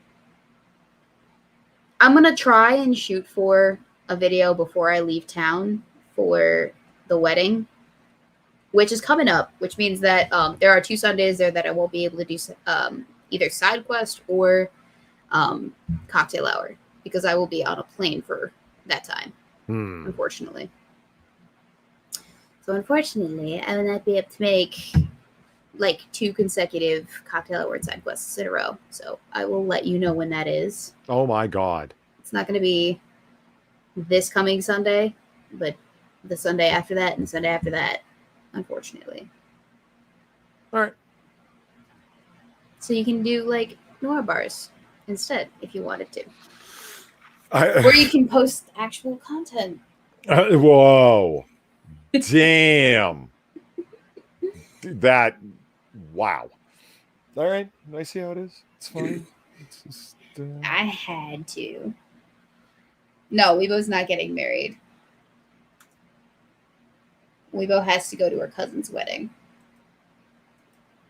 down And Alabama. It's in Florida. Alabama. Oh my god. There's a town Anyway. called Florida in Alabama. Really? Probably. Okay. Anyway, so ladies and gentlemen, that's a wrap for the evening. Thank you so much to those who donated, to those who liked, shared, and subscribed, to those who commented, and all of the rest in between, those who just passively watched. We appreciate your company these fine evenings when we talk about literally anything. Polly? Adonis Paul went live 2 hours ago? What? He went live at the exact... AP streamed against us directly. How rude. Motherfucker. How? Tonkasaw reads his child support paperwork and admits it all. What? Oh! Wow. Yeah. That's a hell of a title, AP. Mhm. Jesus Christ. Did you hear that No, Tonkasaw is a deadbeat father? I just heard that there was some Tonkasaw business, and that's why you shouldn't fuck around online if you have enemy ex-girlfriends or babies' mamas. I can't wait to listen to that while I'm coding tomorrow. That's the limit of all I heard. I didn't realize it was about him reading his child support paperwork. Jesus Christ. Yeah, so that happened. Yeah, I've got some OBS stuff to add up to get together. Because I figured out some new OBS stuff that I want to do. I figured out how to make it happen. So that's fun little dumb shit to do during streams for some cheap laughs. But in addition to that, working on the resurrection and relaunch of comic book curation. That's in the works. Great fun. Oh, cool. Yeah, absolutely. Yeah, that's going to be fun. Yeah. And yeah, you know what? I should probably finish one of these fucking videos that I've had. So, look, we both have glasses. Oh my god. I remember the old Weebo. When I couldn't see. Okay, so commenters said yeah. Oh shit. Now I was just like, what are you talking about, Alpha Omega? Oh, okay. I see you actually. Okay. Alpha Omega, thank you for the $10. Enjoy your streams. Always have a good time. Fuck. That is the best of all compliments, because we're here to be entertaining, because we have fun talking to each other. So it's awesome when other people enjoy listening in, hanging out, and interacting with us. Certainly. Yeah, no, seriously, that's not even a line. That's the whole fucking reason I'm here. This is not my day job. I'm here for entertainment and fun and to engage with all of y'all. Yeah. And when I get a chance to do that, it's fucking great. As soon as it becomes a grind, who would want to do it? What am I, exactly. Jake Paul? Ha! Right? Thank you, Alpha and Omega, for the donation. Some support for just being Weebo. Deeply appreciate it, man. I don't have to do much. I just gotta be me. Yeah, all right. Girl privilege. So, ladies and gentlemen, thank you so much. We will see you next week. Same time, same place. I'm Otter, same face. And peace out. Have a good night, everyone. Night-night.